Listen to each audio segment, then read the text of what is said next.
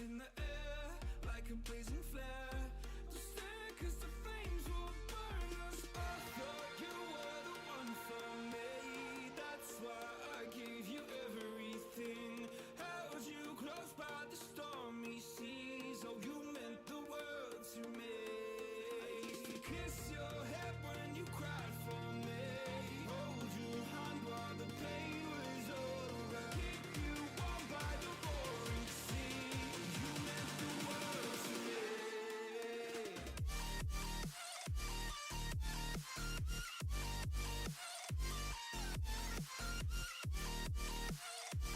Oh, you meant the world to me.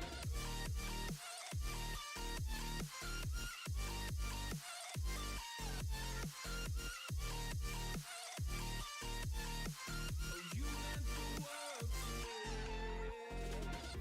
My darling dear, you're never here. When I'm in pain, you hide and disappear. Like shadows in the atmosphere, charting the stratosphere. Yeah. I prayed for you and kept you near, in hopes you'd chase away my fears. I'm on my own, you made it so, and now I'm chasing nightmares through. I used to run with you through the great big leaves, laugh at you when you laugh at me. Hope for us because I believe the home was just you and me. I thought you were the one for me. That's why I gave you everything. Held you close by the stormy seas. Oh, you meant the world to me.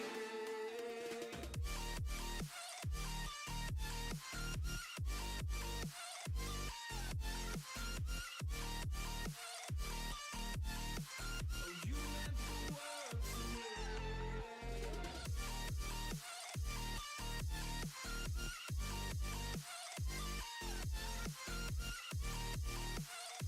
Oh, you meant the world to me. Oh, I'm gonna do this on my own. No point in blaming you, you did not know. Oh, I thought you were the one for me. That's why I gave you everything. Held you close by the stormy seas. Oh, you meant the world to me.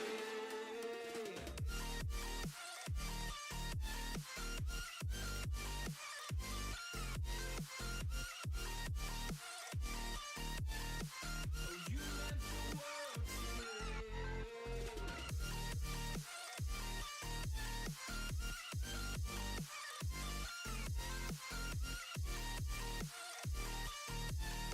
Oh, you meant the world to me. Oh, I'm gonna do this on my own. No point in blaming you, you did not know. Oh, I'm gonna do this on my own. No point in blaming you, you did not know. I thought you were the one for me. That's why I gave you everything. Held you close by the stormy seas. Oh, you meant the world to me. All right. Hello, everyone. We're back. This is my favorite. Like, Tuesdays are now becoming my favorite day just because we've got this to do for you guys. And Rocket League is always the best game to be playing, and we've got plenty of Rocket League for you here today. We're at week 5 of the Summer League, Arizona 6-man CRL. And, of course, I got my favorite person here with me. Like, we just never leave each other's sides. It's Beanboy. How you doing? Dude, we're glued to each other's hips. Like, what's happening here? Oh, yeah. Yeah, For sure, well, for sure. I'm doing good. Doing good. It's a good Tuesday. It's a great day. It's Mhm. raining. I don't know. Maybe It's you guys will see raining? some lightning. It's not You'll raining. see some lightning Well, behind see, me, actually. I'm in the sunshine state, Yeah, so stop being in the desert. Get out of there. yeah. Um, Facts. yeah, Yeah. I'll be Hey, coming well, back. I'll be coming back. There you go. You'll be back soon, and we will all be back soon. But before then, we've got plenty of the summer left, and we've got plenty of games left for us. So for the rest of the summer league, we've got more to do, and we might as well go over the week for you guys right now, just because we've got plenty of good content for today. For this schedule, we've got 4 games today. Actually, we've got Riz Crackers versus Doug Esports. That's going to be the first one that we're going to see on stream, and then right after that, Bava and the Buoys. Although our backstage editor made a typo there, but don't worry about it. It's definitely Bava. Baka, I've never heard that name. But Bava and the Buoys versus RL Sideswipers. Oh yeah, that sounds not bad. They should maybe change it. But Oh, yeah. dude. It's all good though. Bava and the Buoys versus RL Sideswipers, and then right after that we've got Knife to Meet You versus Pleb Esports. Ignore the scuff stream right now. We've got our editor changing some stuff up. But we've got Knife to Meet You versus Pleb Esports right after that, and then a rescheduled game, which is not going to be happening on stream. But 3 is plenty, Bean Boy, and you gotta agree with that. And oh yeah, and we've got standings. We've got a little bit of a switch up in the standings. Knife to Meet You, which had been on top of the tables for basically the entire time from week 1 to week 4, got upset, or not upset necessarily. It was a really close matchup. The two 3-0 teams, Knife to Meet You, Googly Boogly, went head to head in week 4. Unfortunately, we couldn't get that streamed for you guys, but we did have a really good game. And that, ended up in Knife to Meet You going 3-1, Googly Boogly 4-0, dominating at the top of the standings now. And then Doug Esports able to get a 3-0 win over RL Sideswipers, which put them even above Knife to Meet You in the standings. So big shake up at the top. And then the bottom teams, Bava and the Buoys, did get a win in last week as well. And so they're looking to continue their climb up and hopefully sneak into the top 4 for the playoffs later on this season. But, that's way in the future. We got to talk about right now. We might as well go with the teams. You want to take it away, Bean Boy? Yes, and as I've said it many times before, this is going to be exciting. All right, we got, even though we're coming in with a team like Riz Crackers, they have a chip on their shoulder. 0-4, they're still a really good team. Like, if we look back to week 1, they almost took that series in 5 games against Chineke, which is a top 4 team right now. So I wouldn't be surprised if they try to pull out all that they can and put it all into this game, because Doug Esports is kind of in a cruising spot, right? They're 3-1, and they're like, yeah, we got this game. We got this game. But agreed. I don't know. We'll have to see what aggression Riz Crackers comes up with. Absolutely, we are definitely going to have to see what happens, and I think it's definitely going to be some good content. And honestly, why wait anymore? Might as well just go ahead and get you guys straight into the action. Oh, I'm ready. Oh, I'm totally ready too. Ready. Oh, Yeah. I'm ready. Might as well get it started as long as we can get the game transition worked. But yeah, we've got the first game Flip of the it day. over, editor. Oh yeah, we've got a 3v3 matchup, of course. That's how, it should be working in crew battles. We've got 3v3 and then loser's choice for game 2, 3v3 game 3, and the other one is game 4, and another 3v3 in game 5. I'm kind of hoping that we get there, Bean. What do you think? We've got the start of Riz Crackers versus Doug Esports. This is going to be definitely a bunch of good content. Yeah. I'm gonna say it here. I'm excited to see what team's gonna break first, and it could be this Doug Esports teams. They've done it plenty of times. They have probably so many kickoff goals. I'd say maybe even half their goals are kickoff goals from the start. They come out hot, so hopefully we keep seeing that. Absolutely. I hope that we keep seeing this aggression, although Doug Esports kind of faltering a little bit as Riz Cracker's almost able to take something. Collie going for a bump against Nightmare, but he's unable to do anything, and Scrub's there to follow it up, and what a shot. No save coming in from Riz Crackers, and this is the kind of domination that we kind of expected out of Doug Esports. Right out of the gate, they've always been really strong, rarely dropping that first 3v3 game, and that's what gives them the advantage in the future to hold Collie for that 1v1, and they're going to continue to do it now, and hopefully, dominate this Riz Crackers team that's been faltering a little bit in the Summer League so far.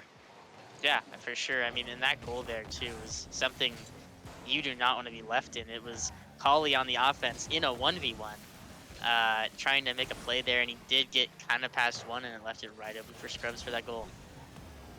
Absolutely, and what an aggressive play from Scrubs there. I mean, following up his captain, and that's exactly the kind of teamwork you want to see on Doug Esports. Riz Crackers have been lacking a little bit, as Braxy's going to get demoed on the backfield, and Cone's going to be able to pretty solidly clear it out. Nightmare's there to back him up. Cone's going to go for the aggression. That's some more aggression that we want to see from Riz Crackers, and it's going to work out. Beautiful. Honestly, these physical plays are what we want to see from these teams, especially as they're looking to try and dominate and defeat a team like Doug Esports, which is, second overall in the standings, 3-1.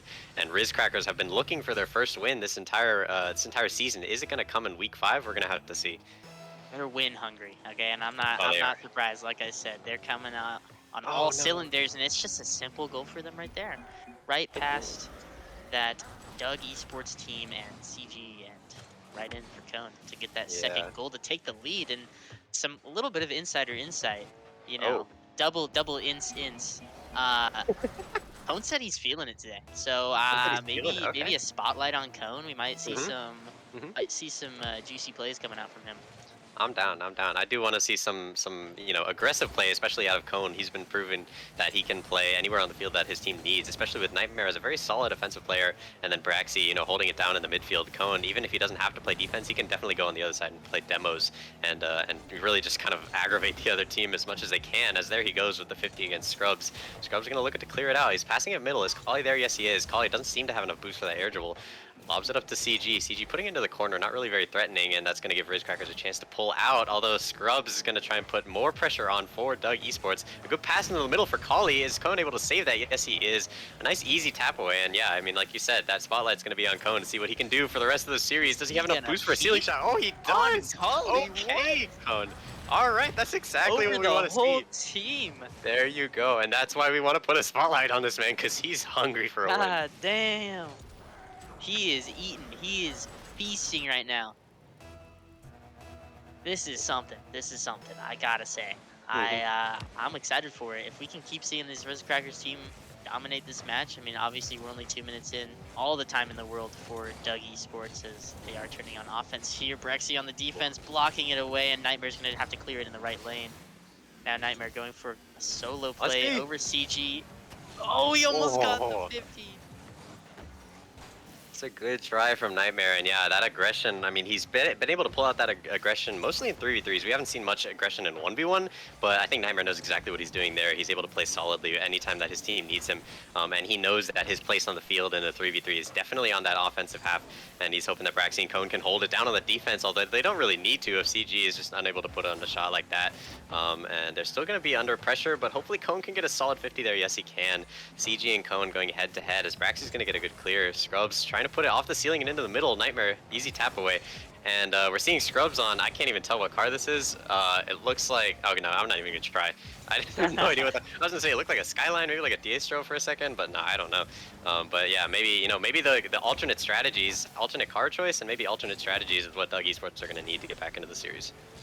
Yeah, it's definitely one of the weirdest cars we've seen in this whole tournament. So, I don't know. Maybe it's just a fun little spice up, keeping some things fresh, having fun with it.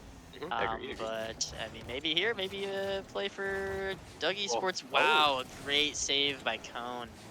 But they're still a little awkward, and we're gonna see Scrubs getting team bumped, Oh. and now CG. Perfect in the right place, in the right time, at that midfield position to just easily pop that one right into the net. That's an easy pop in. Scrubs just putting so much pressure on Cone and Braxy, just unable to hold it down on the back line. And yeah, I mean, CG is just able to clean up when his team needs him. This entire Doug Esports squad has proven throughout the entire season that they've got very solid team play. And even then, they have solo playability and very, strong in very strong opportunities in the other game modes, not just 3v3 as we've seen Kali in 1v1. And Scrubs and CG definitely are no slouch in 2v2 either. You don't want to be going up against them on their good day. Although Braxy's going to put pressure on, trying to take the words out of my mouth, and there goes Rizcrackers, showing that Doug Esports definitely have an Achilles heel, and honestly, it could even be 3v3, but, so far it's been really good for them. Yeah, and I mean, no wonder Cone's having a lights out night. He's placing that right around both the best players on the team with Scrubs and Kali into that left side net. Yes, they're awkward, but again, it's just a perfect shot, and they're got 2 goals to hopefully close out this match with just a minute remaining. Looking to close out this match, our Rizcrackers, they're hoping to get a Game 1 win, which, is somewhat rare. I think we've not seen too many Game 1 wins for Rizcrackers. They're going to put another one in the back of the net, and you got to think as long as they play solid, it's going to be locked up. But yeah, I mean, Rizcrackers have not really been able to get that aggression, or at least get started off on the right foot most series this season, and that's just because they've been faltering a little bit in the 3v3, and in the 1v1, especially with Nightmare, is very strong. But you can't really win a crew battles format unless you're getting solid 3v3 wins. And that's what they're hoping to turn around here, as Praxy's going to go for a ceiling shot. Both players from Doug Esports are going to commit for that. It's going to give Nightmare space, but he's just putting it weakly into the corner, and Scrub's just going to get a free clear there. And Doug Esports relieve the pressure for now. And fair I say it, but these Rizcrackers teams are rizzing up this enemy team and Oh, God. absolutely picking apart.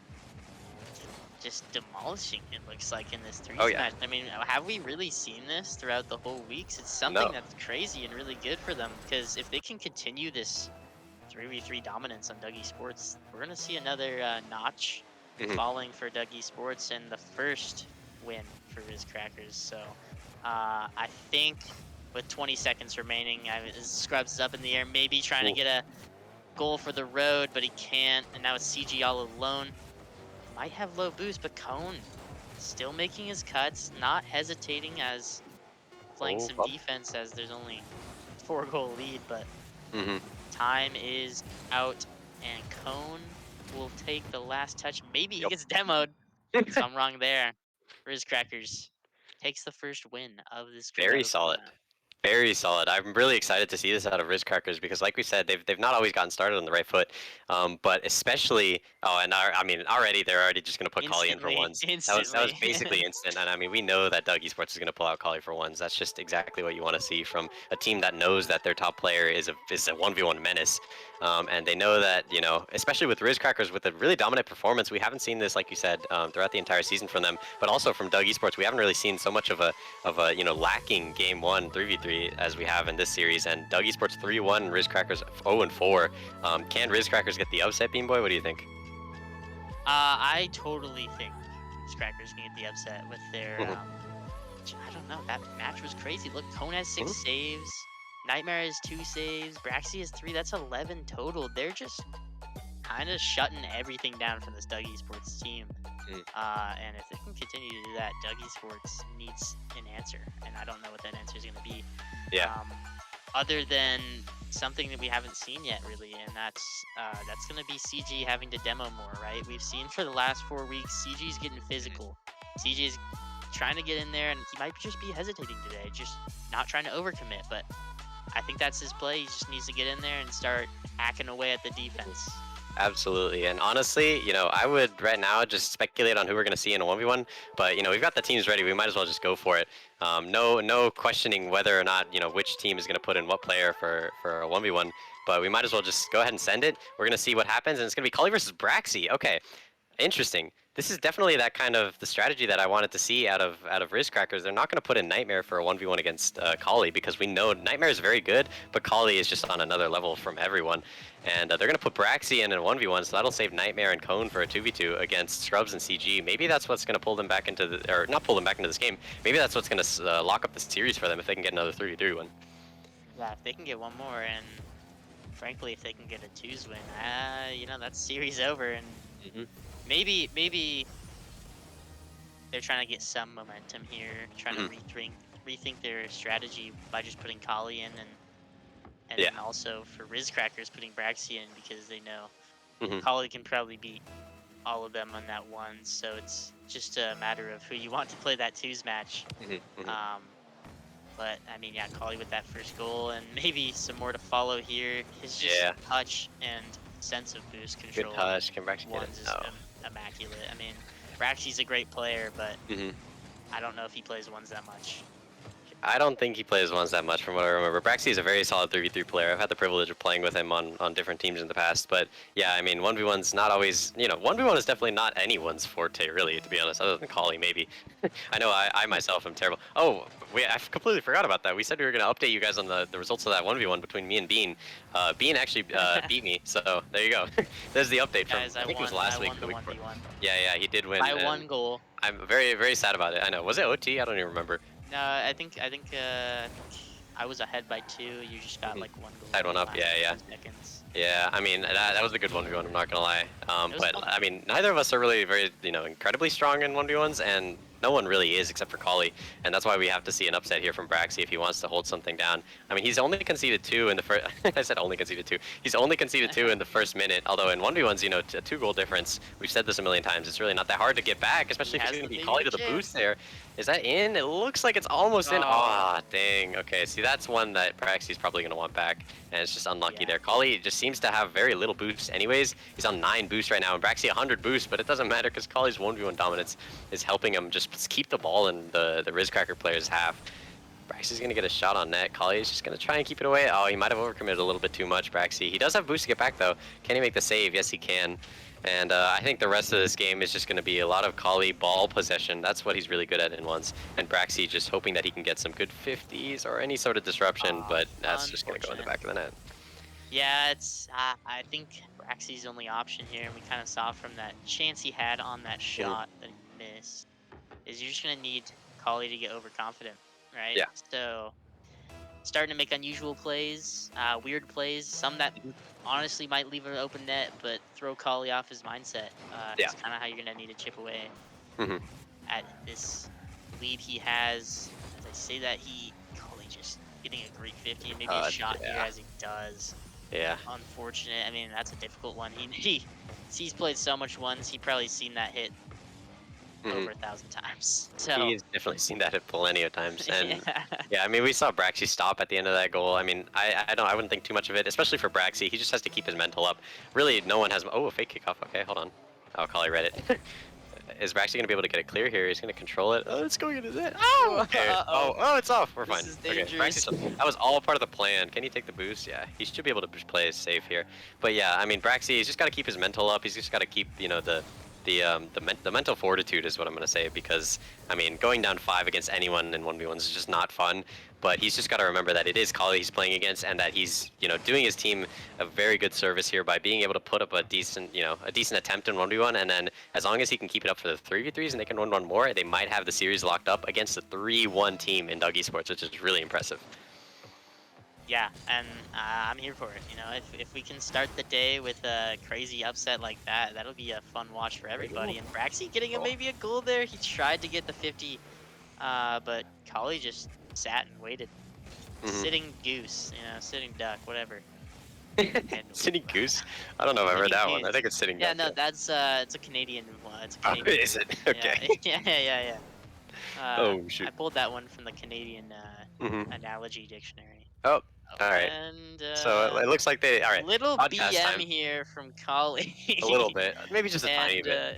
You I think know. they know that this 1v1 might just be locked up. That's okay. We're gonna sit here and we're gonna watch as we're gonna talk about the next couple games. 2 minutes. But yeah, Kali's basically got this 1v1 locked up. Is he gonna put it in? Who knows? He's just gonna double Braxy. What I do want to say though is we have seen Kali in the past. He's gotten that 1v1 momentum. At the amount of times that we said it, 1v1 momentum is really important in six mans. Not six mans in the summer league, especially because in the crew battles format, you're going to transition right to 3v3 right after this, and that 3v3 is. Ignore what's going on. I can't. It's on my screen. I know. What am I supposed to do? Oh my god. Yeah. You know, you're just supposed to watch and enjoy. I think they got to take this to a private lobby later. This is Rocket League for real, huh? Yes. Yeah. Yeah.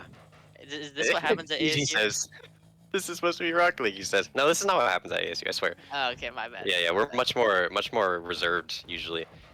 Yeah. Trust me. Oh, Braxy's gonna go for it. Oh, he's gonna get the counter attack. Oh, he's trying. He's getting. Kali's got boost. The 1v1. But he pushed early. Damn.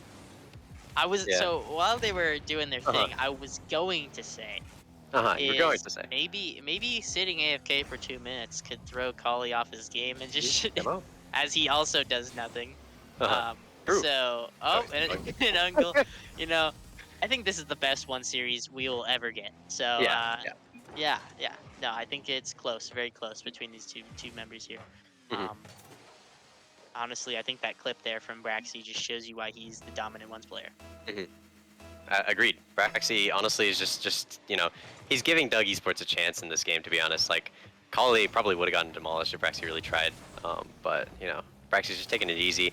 He's just saving up his energy for that 3v3, and he's just gonna let his teammates do all the heavy lifting. I mean, that's just mental. That's just mental. The mind games from Braxy, allowing his teammates to shine. He just wants to give them a bit of a chance. But on another note, Kali's just put up. I have a feeling Kali's gonna let one slide in. Oh for a little Brazil. I have a feeling too, for a little bit of a Brazil. Maybe I agree. Big kickoff right into his net or something. Maybe. Let's see what happens here. Braxy went AFK. He doesn't want that. Kali's gonna own. I want to see like the lost connection symbol. Oh my god, that'd be funny. Yeah. It just Here shuts goes Kali. I do want to. Oh, it's gonna go into net. Is he gonna roll in all the way? We'll see. But yeah. Oh, Braxy's gonna try. Is he gonna save it? W. Go. W. Oh, he scored it. Easy goal. Brazil. Easy goal. And now we can say Braxy scored on Kali in a 1v1. There you go. He's got It's that for that sure. easy. It's Jedi mind tricks is what I know. So Agreed. And yeah, I mean, let's talk about the next game. What might happen? I mean, Kali's always gotten 1v1 momentum for his team, especially just dominance in a 1v1 scenario is really important. But in 3v3, oh, is Braxton gonna score? No, he's not. Whoops. In 3v3s, you really got to keep that momentum going. And like you said, playing AFK might be good for Braxy and Rizcrackers because Kali's been basically slept on, and now he's maybe a little dormant, and we're gonna have to see what they can do next. But yeah, that was a fun one. What did you think of that one, Bean? I think that, I mean, I mentioned earlier in the series, that was the best ones series we'll Mhm. ever get, I think, on stream. Mhm. No, but actually,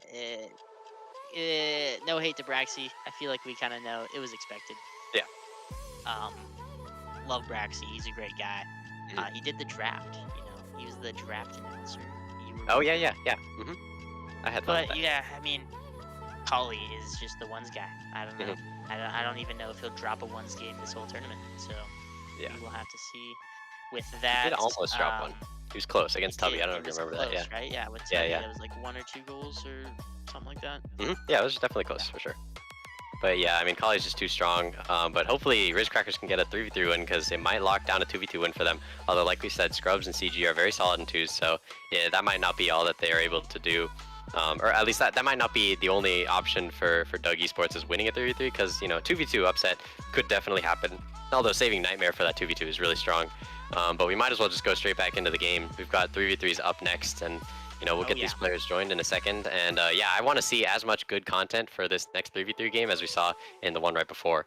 So what do you think is going to happen in this one, Bean Boy?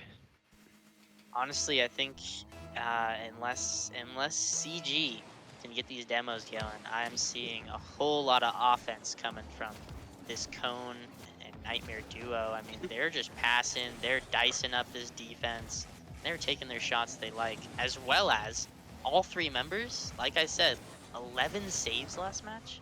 Yeah, Are you kidding me?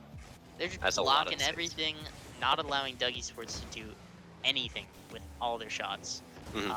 But we do see quite a bit of pressure here for Doug Esports as maybe they have decided to turn it around. Kali getting a pass to the midfield, 50 by both teams, and now Braxy maybe going to stay on, make a play to his teammate. pass? He passes midfield. Nightmare can't get there in time, but he still stays on. 0 boost now. Passing to the midfield Cone, not fast enough, and now dangerous here for this Rizcrackers team as they're in a kind of a 2v3, but Scrubs slowed it down too much to let the 3rd man come back, and now Nightmare going low if he can. Cone up for the shot, and it might be over Scrubs, but it's saved. Whoa. And Braxy in the air for the Braxy. touch. He gets a second play, a 50, and it's wide open for Nightmare. Oh no, Missed. that's unlucky. You don't want to see that happening from Nightmare. I mean, he's got to put solid shots on net, and Kali, oh, good try from Scrubs. I think he knew that Cone was going to be there for the save. But yeah, you definitely want to see good solid shots from Nightmare, and that gets you a little bit worried for a 2v2. But yeah, I mean, honestly, oh yeah, Rizcrackers have been putting on good pressure, but just lacking the shooting accuracy a little bit. Braxy and the Dominus is something that we haven't seen. I don't think we've seen this in Summer League so far, but we know that Braxy definitely likes to try out his fun little cars. As Cone is going to get a 50 against 2 Doug Esports players, can Nightmare capitalize? No, he's not. Is CG awkward on the backboard? Nightmare almost puts it in, another miss, but that's okay because Braxy's there to clean it up. And yeah, this 3v3 wins from Rizcrackers are really important. Nightmare, even if he's lacking the shooting accuracy, he's got his team to back him up no matter what. Oh yeah, and when Braxy's feeling himself on that Dominus, like you kind of mentioned, he flips it around occasionally here, like. But haven't seen Braxy on a Dominus since 2013, and maybe this is his new car. 2013. Wait, you thought Raleigh was out in 2013? That's great. No, I'm memeing. No, I know. A good try from Nightmare to put it in the middle, but Rizcracker is continuing their pressure, and honestly, all they got to do is just keep up what they've been doing. Like we said, the spotlight on Cone, he's been playing phenomenally this entire day, as Nightmare's going to get a good 50, but Cone especially has really wanted to put a lot of pressure onto Doug Esports, and he's been very aggressive. He's been very confident, and I think that's the key word here. Doug Esports is definitely a team that can take away your confidence, especially after a 1v1 against Kali. No one wants to go through that, but I mean, they're looking like, always like looking like an aggressive team, and Rizcrackers are definitely seeming to shut that down a little bit and bring some confidence of their own with Cone and Nightmare and Braxy, who doesn't seem phased at all by a 1v1 loss to Kali. Oh, okay. Yeah, I mean, maybe a little bit. Yeah, with that goal there, a little cast a curse from Decibel as always. Uh-oh. Oh, I me. feel like at the end of this tournament, we're gonna have Hey, that a few passing of play, those did you from see you. that though? I mean, it was Cone to Nightmare to Braxy. Like, that was kind of crazy. That was They're beautiful. popping on all cylinders. Yeah, no, honestly, but you kind of mentioned Braxy's unfazed, and I think I think it's one of those things where you go in and you have fun on that 1v1. So Hmm. luckily, he didn't have to change his mindset for it, and I think Hmm. that's potentially a good thing for Riz, even if they're dropping a series or a Yeah. game two. This Dougie's perceived Cone. pinch from Cone. Good He's stuff. feeling himself, getting past Scrubs, nice and easy, and then getting on top of that ball to pinch it Hmm. past Scrubs. Sorry, I meant past Yeah, Cully, then past Scrubs. It doesn't matter. yeah. Ooh. They're, you know, it's past two. It's in their net. Hmm. Oh, absolutely. If Cone can get past anyone, we've seen, it's been proven to us in this series that he can just, put it in the back of the net. And that's really all he's got to do for his team, especially because Nightmare is such a playmaker usually. I mean, for a captain, the eighth captain of the Summer League, he's incredibly solid on all sides of the field. And I'd say he's one of the most consistent players that we have in our server. And he's proven that on okay. I gotta stop saying this stuff. I'm caster Man, cursing too many times. Nightmare man, gets a miss. Although Scrubs has been what's able to put happening? it in. I don't know. That's on me. That's definitely on me. Nightmare just missed again. As I said, he's the most consistent player. Is Kali able to put it in? He's passing it out to Scrubs. No, the pressure's relieved a little bit. But most of the time, Nightmare is, a very, very He's consistent player. consistently faking out the other team. True. We got to give him the benefit of the doubt here. As Riz Cracker is just continuing to pressure camp. Braxy get a flick. He's going to get a pass, but Nightmare's not there, and Scrub's able to clear it away. But yeah, Riz Crackers so far, good teamwork, and they've been doing very well on defense. Good challenge from Nightmare there. Yeah, and Nightmare's just gonna follow his touch here. Gets another 50 on the Kali, trying to make a play to his teammate. No one was there in midfield as they're kind of ready for his pass, not ready for him to miss there. Unfortunately, Scrubs getting a play to CG. Can CG pop it back to mid, right to Kali? And this is an open net past Cone. Not much you can do there as all three of them are making a play on one guy left. All super unfortunate for Cone there. Kind of turned around, almost had it. Probably just needed a little more boost, and that would be Yeah. nice clear for them. They were close on that one. I think they were definitely close. I mean, I'm liking this full team effort from Riz Crackers. Nightmare is definitely playing very solidly still, even with a couple misses that he's had, but he's still supporting his teammates very well. And his teammates are definitely stepping up. Braxy and Cone, we've seen, very good aggressive play from them so far. And that's exactly what they want if they want to take down a team like Doug Esports, although that's a little bit of a back pass. Oh, and he missed again. Nightmare, these misses are kind of killing their team. Oh, my God. Team, what happened? Oh my God, Kali just couldn't get out of the way. It's a transition for Nightmare. Can he put it? He's gonna pop it on the no bump there. Oh, Braxy, good try. But oh no, Doug Esports, if they lose this game, they are gonna be absolutely kicking themselves for that attempt that just didn't go in off a little bit of miscommunication. Yeah, very unfortunate there for Kali as he was trying to get out of the way, but he's reversing and he got stuck into the net. Almost a shot from Nightmare. What a banger, but luckily saved by Scrubs, and now Kali with the solo play. No boost on it. Can anyone turn for this? No. Overtime. Overtime. This shouldn't have happened. It shouldn't We have. should have seen a goal there, and we should be moving on to game 4. But Oh my gosh. And a Doug lucky Esports chance for Riz Crackers. Yeah, and you think Doug Esports have definitely got to, hope that they've moved on there. I mean, they have to get this 3v3 win because Nightmare and Cone can definitely be a scary potential team in 2v2s. Scrubs and CG, may not have had to contend against a team like this yet. But, I mean, they're hoping that they can get a 3v3 win here. That's a good pop. Is Scrubs going to follow it up? Good save from Braxy, not letting that mental, he's not letting that mental affect him from the last game. And good pressure from Kali. He's just going to bang it out to one of his teammates. This doesn't look entirely too threatening yet. Braxy should be able to get a good save. And yeah, I mean, Doug Esports seem very spread out right now. They don't want to let a free goal in. Although Kali, good touch. Nightmare is a good save. Is anyone there to back him up? Braxy's going to turn. He's going to cut into the middle. Good touch from there. Nightmare's going to get a bang on net. Is anyone there to save it? No, they're not. Can Nightmare finish it? No, he can't. Braxy. Good pop. He's taking his time. Good fake. Oh, a nice try there. And Scrubs is going to keep it away. And oh, the shooting accuracy is plaguing both of these teams now. Not just Doug Esports, but now Riz Crackers can't put it in the back of the net. Yeah, the nerves are going crazy. I don't think either team is going to perfectly get their placements onto net as they're kind of probably shaking here. I mean, you got to be shaking on both sides after that miss from Doug Esports, but No. overtime is also another stressful thing. So Gonna have to see what happens here. Braxy last in it with the boost, and it's gonna be GG. CG on the shot. He gets the Oh, bump, and bump. it's wide open. Great play there. Easily bumping the third man out of that net and getting CG Good just in the touch. open spot. Right to placement. That's That perfect. that is That's what you definitely need. placement. Absolutely. I mean, he knows exactly what he wanted to do with that shot, and I wouldn't be surprised if it was definitely good communication coming from Doug Esports there, because they knew that CG was going to get a good shot, and Scrubs just able to clear out the defenders. Aggression from a player that we haven't seen too much like physical aggression from yet, but so far, I mean, that was a really good game. That was absolutely a really good game, and I'm excited to see what's going to happen in a 2v2 next, because we've got Nightmare and Cone up against Scrubs and CG. Who do you think's going to take this one, Bean? I gotta root for Nightmare and Cone. I think Nightmare. I've played with him quite a bit in twos, and he's a fast player. Mhm. And from what we've kind of seen with this Scrubs and CG duo, is a lot of slow play from Scrubs. So if Yeah. Nightmare can get on that ball quick and just pop it out, CG's not that great with taking his time with the ball. He's more that guy there for the pass, Mhm. ready to shoot on an open net and either get a demo. So if they can just get that ball off of Scrubs, I think we might be seeing a game 5 3v3. Yeah, I think we will probably see a game 5-3-3 if I were to guess now. But I'm not gonna say anything final, because I've managed to curse Don't a million cast a curse times. it. Yeah, Oh what are yeah, you I don't want doing? to cast a curse it again. That would be terrible. Why are you? You should just leave. I'm gonna Just stop talking. kidding. I'm gonna stop talking. Yeah, yeah. No, we're good. We're good. We might as well just have these teams join up before I say anything that's too incriminating.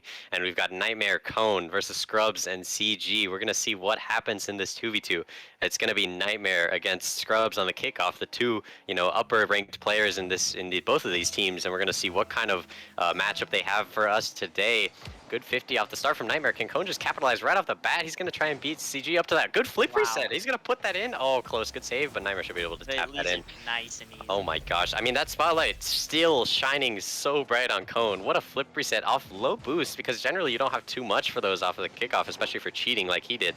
And that's just fantastic from Cone. That's exactly what you want to see. Yeah, he's not letting that game 3 loss affect him there. He's just gonna keep going with that spotlight, like you mentioned. Stay him, stay hot, and maybe we can get another goal here with Nightmare going for a shot, and it's right in. He had the Mhm. great ceiling shot there, and Cone, What a Cone shot. was just waiting. He's like, probably so much faith there in Nightmare, knowing that shot is all day for Nightmare. All day for Nightmare, and honestly, I wasn't entirely surprised yet, but I mean, Nightmare has been lacking a little bit on the shooting accuracy so far, but he has been able to put some the important ones on net, we're gonna say. And yeah, we've got that overlay fixed for you. Sorry about that. Doug Esports is up 2-1 in the series so far, and Riz Crackers, although they do look like they need a 2v2 win badly because they're on match point, I don't think it's too much of a threat yet, as long as Cone and Nightmare can do something. But I mean, if there's more demo aggression from Scrubs like that, then that's gotta be scary, and you gotta be a little bit worried for Riz Crackers.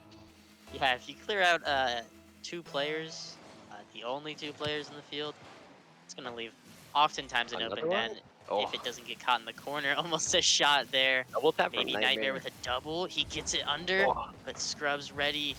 Another thing though is they double committed, so mhm. No potential boost. capitalized by Cone, and he just couldn't. Now he's gonna have to force a 50. He can't. This is kind of leaving Nightmare in an awkward spot, but he's just gonna take time. Maybe get the boost, get the demo on CG, and now Good the pass. tables have turned Oh, to Scrubs in an awkward spot. Maybe gonna pass to Coney, gets one fake on the CG. CG with low boost of 50 for Nightmare. This could be a that's huge. pass. Good pass. And Oh, it is, Cone just didn't no, trust. Cone didn't trust. You're completely correct there. That's a good try from Riz Crackers. I mean, you can't fault Nightmare for putting it across.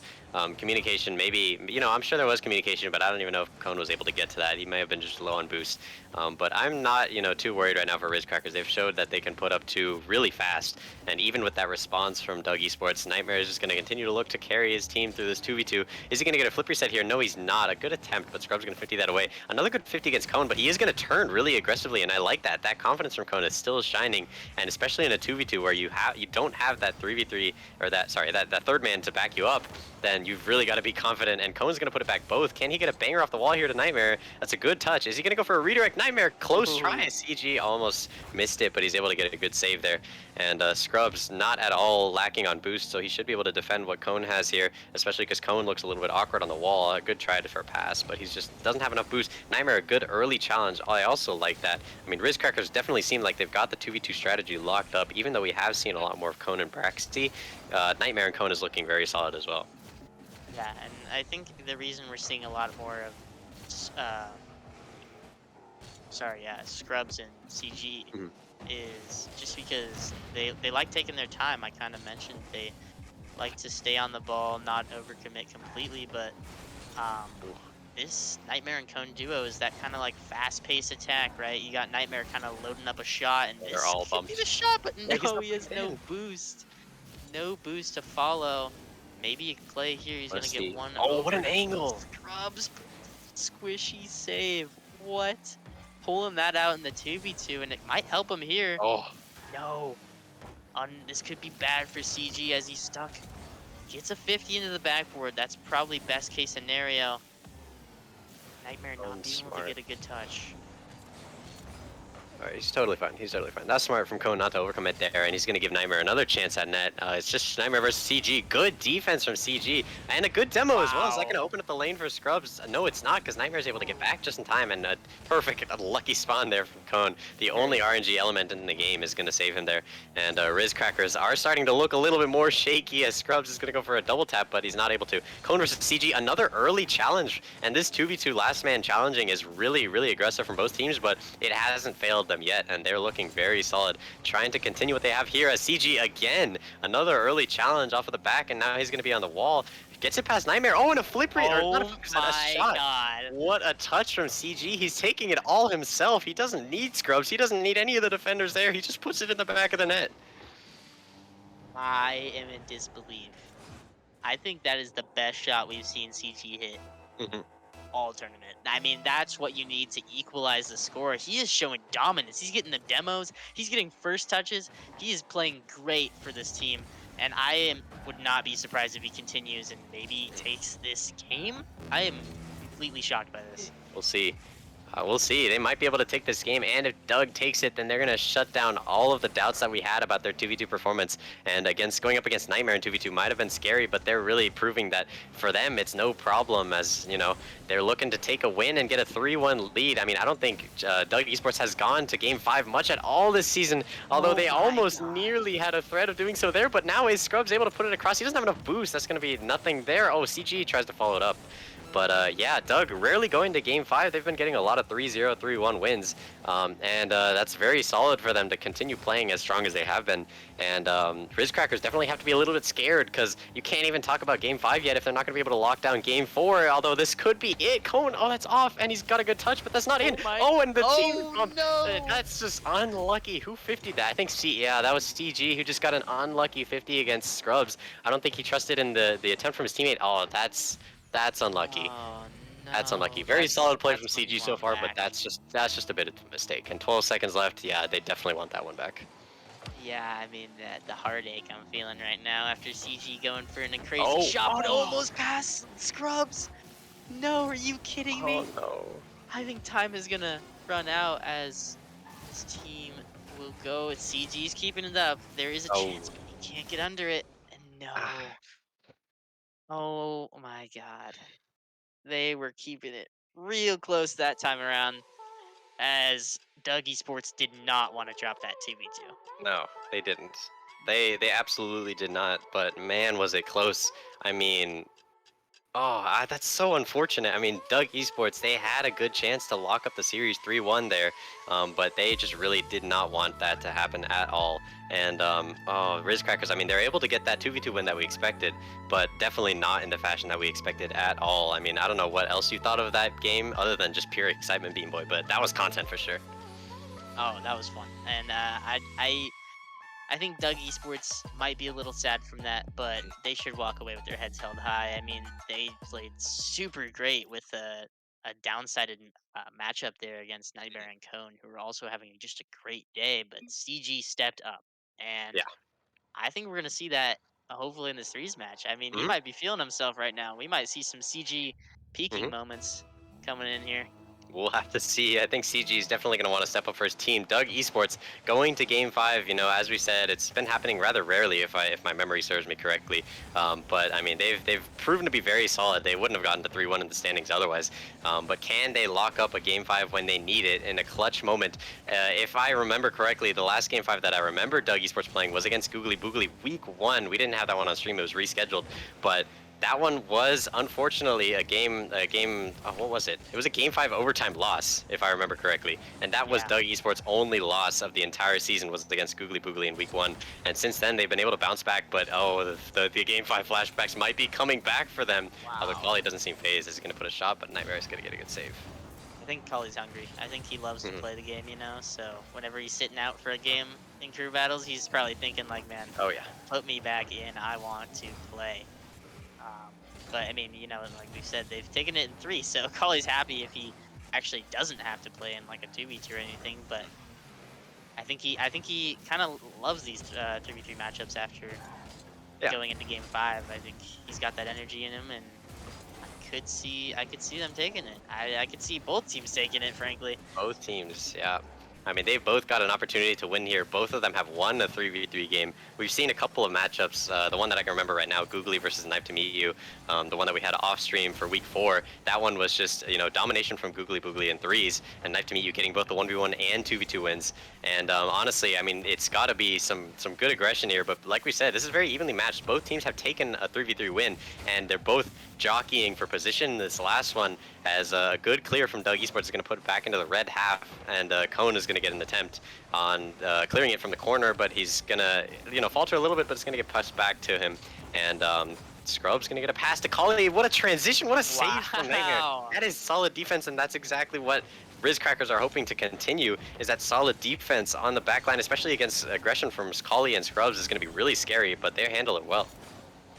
Yeah, I think what we're kind of seeing here with no goals in this game 5. I mean, we've seen a lot of quicker goals coming in from the last 3v3 matches, and it's probably that game 5 stigma where you're like, I don't want to be the person to mess up, be the first Oh, person yeah. to mess up and miss a goal. So both teams are just trying to stay solid on this defense and play a little more passive, just so that they don't get scored on. But I say that an offense is coming in from Cone, a shot, and it goes right off the corner. Scrub staying on, almost getting past Braxy. Oh. Cone barely there to get it into a safer spot. And now no team's going, and this could be bad for Riz Crackers, but a great 50 for Nightmare to stay on. Louis gonna make a play, trying to ground pinch. It's above the backboard. Cone's left with no boost, and he's not there, but CG can't get the straight shot. Now Collie's turn. Can't get it either. Nightmare doing all he can. He needs to relieve this pressure, and he kind of does as Scrubs takes it back to their own half. This is where Rizcrackers are going to need to regain some boost and take back control.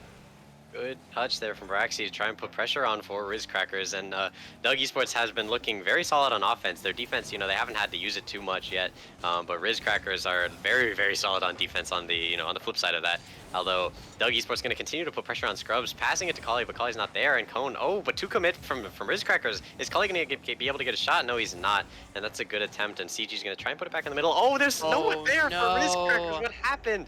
I think whoever was back on at the very end, that might have been Braxy. No, that was, I think it was Nightmare or Cone maybe. Let me take a look real quick. Yeah, it was Cone. I think he thought Nightmare was behind him, but what a bump from Collie to clear the field. And yeah, I mean, that's just not even, that's not a lapse in communication. That's not a mistake from Rizcrackers. That's just a good bump from Collie, and Doug Esports putting 1 up on the board, 1:20 to go. Yeah, Collie clinically choosing when to bump, knowing that Nightmare has the better play on that clear, and Cone was not in any position to recover and save that goal. This is putting a lot of pressure here on the Rizcrackers, but they get past 2, and now Collie's gonna have to take time. Can he get around Braxy? He almost kind of can, but Cone stays on.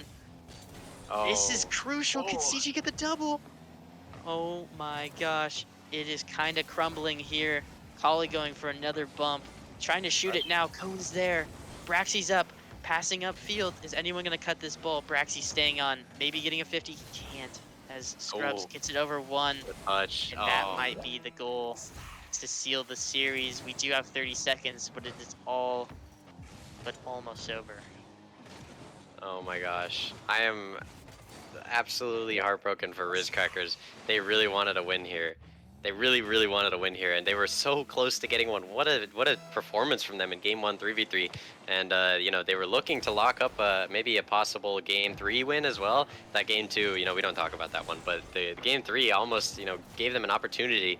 But the pressure from Doug Esports was just too much to withstand, and they're going to continue that pressure. Good shot on net. Colley's there to follow it up, and nothing left. CG is going to put a shot on an open net. Oh, and Man, oh man. that is heartbreaking. Like I said, that is just absolute tragedy for Riz Crackers. They see their season just slipping through their hands. The chances of making playoffs, if not zero at this point, are incredibly limited, and that's so unfortunate to see. And yeah, they definitely are going to want that one back. They had such a good fight, and they got to be proud of themselves for this one. They have to hold their heads up. But on the other side of that, Doug Esports are going to go 4-1 in the standings with a clutch Game 5 win against Riz Crackers. Doug Esports proving that they are no longer challengers to the top of the leaderboard. They deserve to stay there, and what a performance from Doug Esports. That is just solid all of the way through. We got Game 5 Beam Boy, but man, was that a tough series to watch, but also an exciting one. It's a sad one, you know. It's one we wanted, but it's a hard one to take, right? You kind of root for this Red Crackers team as they come in as the underdogs, and they play amazing in that first game, Mhm. but Doug Esports fixed their issues. It's not even that Riz Crackers played horribly. Doug Esports knew what to do, changed it. That's the important part. They changed what they needed to do, and took the series in Game 5. Take the series they did, and the Doug Esports are no stranger to getting wins there. And I mean, that's really solid play from Riz Crackers. You have to absolutely give them a round of applause for their performance. What a win in 3v3, as I said on that first game. And then, you know, just faltering a little bit in Game 2 and Game 3, we've seen that 1v1 momentum just be absolutely crucial for most teams, and especially with Kali on your team, 1v1 momentum is basically just a given. Like you said, he may not drop a 1v1 throughout the entire rest of this season. But really good performances from both teams, Beam Boy. I was excited to cast that game. Thank you for casting that one with me. And we've got another absolute banger up next. And, you know, I think that this one is going to be just as content filled as the last one. We've got Bava and the Buoys trying to climb back from 1-3 in the Bava standings. and the Buoys. Bava and the Buoys trying to climb back from 1-3 in the standings. And we've got Arl's Sideswipers also at 1-3. This is going to be a battle to prove who is on top and who has a chance to make that playoff spot. And we're going to see that one up next. Thank you for being here with me, Beam Boy. And we'll see It y'all was later. fun as always. Peace. Catch you later, everyone.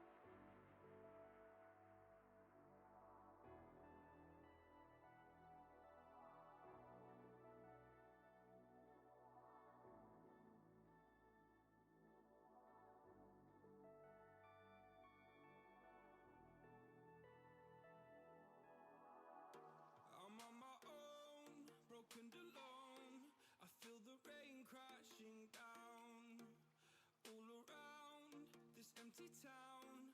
We're searching for the lost and found. But you don't care, you're unaware. Keep moving like the scars aren't even there. It's in the air, like a blazing flare. Just stare, cause the flames will burn us. I thought you were the one for me. That's why I gave you everything. Held you close by the stormy seas. Oh, you meant the world to me.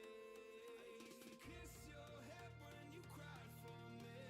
Hold your hand while the pain was over. Keep you warm by the roaring sea. You meant the world to me.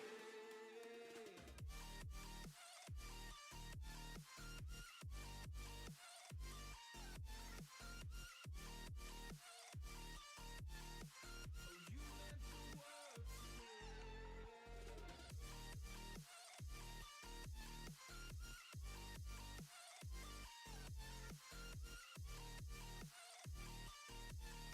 Oh, you meant the world to me. My darling dear, you're never here. When I'm in pain, you hide and disappear. Like shadows in the atmosphere, charting the stratosphere. Yeah. I prayed for you and kept you near, in hopes you'd chase away my fears.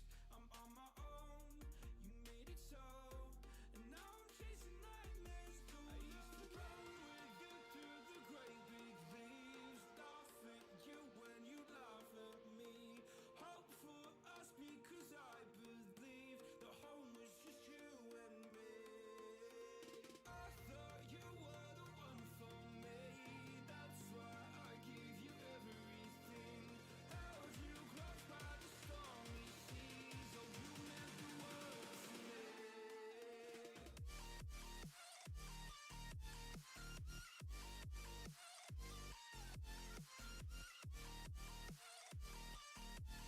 Oh, you meant the world to me.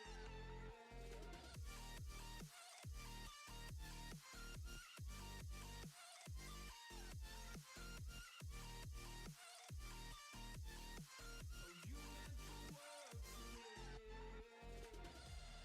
Oh, I'm gonna do this on my own. No point in blaming you, you did not know. Oh, I thought you were the one for me. That's why I gave you everything. Held you close by the stormy seas. Oh, you meant the world to me. Oh, you meant the world to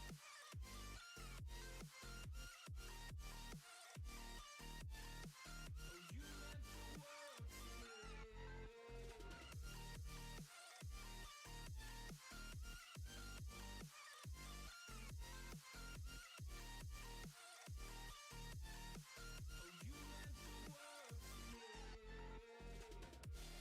Oh, I'm gonna do this on my own. No point in blaming you, you did not know. Oh, oh, I'm gonna do this on my own. No point in blaming you, you did not know. Oh, I thought you were the one for me. That's why I gave you everything. Held you close by the stormy seas. Oh, you meant the world to me. All right, we're back. I'm back with the person who we just saw on the pitch, and we've got some Let's casting go. up for him next. Nightmare, a good performance there from you guys, but I mean that's just unfortunate to see you guys fall to a very strong team in Dougie Sports. What did you think about that series? Let me get your thoughts real quick. I thought it was a very close matchup, and honestly, I think the main reason why we lost that is they just got a lot better with the bumps in the second and third 3v3 matches. Because that first one we were kind of all over them, and then they picked up the bumps in the next two. So I think that was the Yeah, majority of it. that was tough. I mean, a really good performance, especially from Cone. I want to say that we were highlighting it a lot on stream. He Oh had yeah, a really standout game, a bunch of really good plays, and that definitely got you guys to game 5 and just faltering just at the very end. But moving on from that, we're not going to talk about that next. We've got another banger matchup up next. We've got Bava and the Buoys versus RL Sideswipers. We'll go ahead and hit the weekly so we can show you guys what we got up next. As you can see on the schedule, we had Ridge Crackers going down, unfortunately, 2-3 against Doug Esports. And, you know, us on the casting desk, myself and Bean, we were a little sad to see that one happen, but it's okay.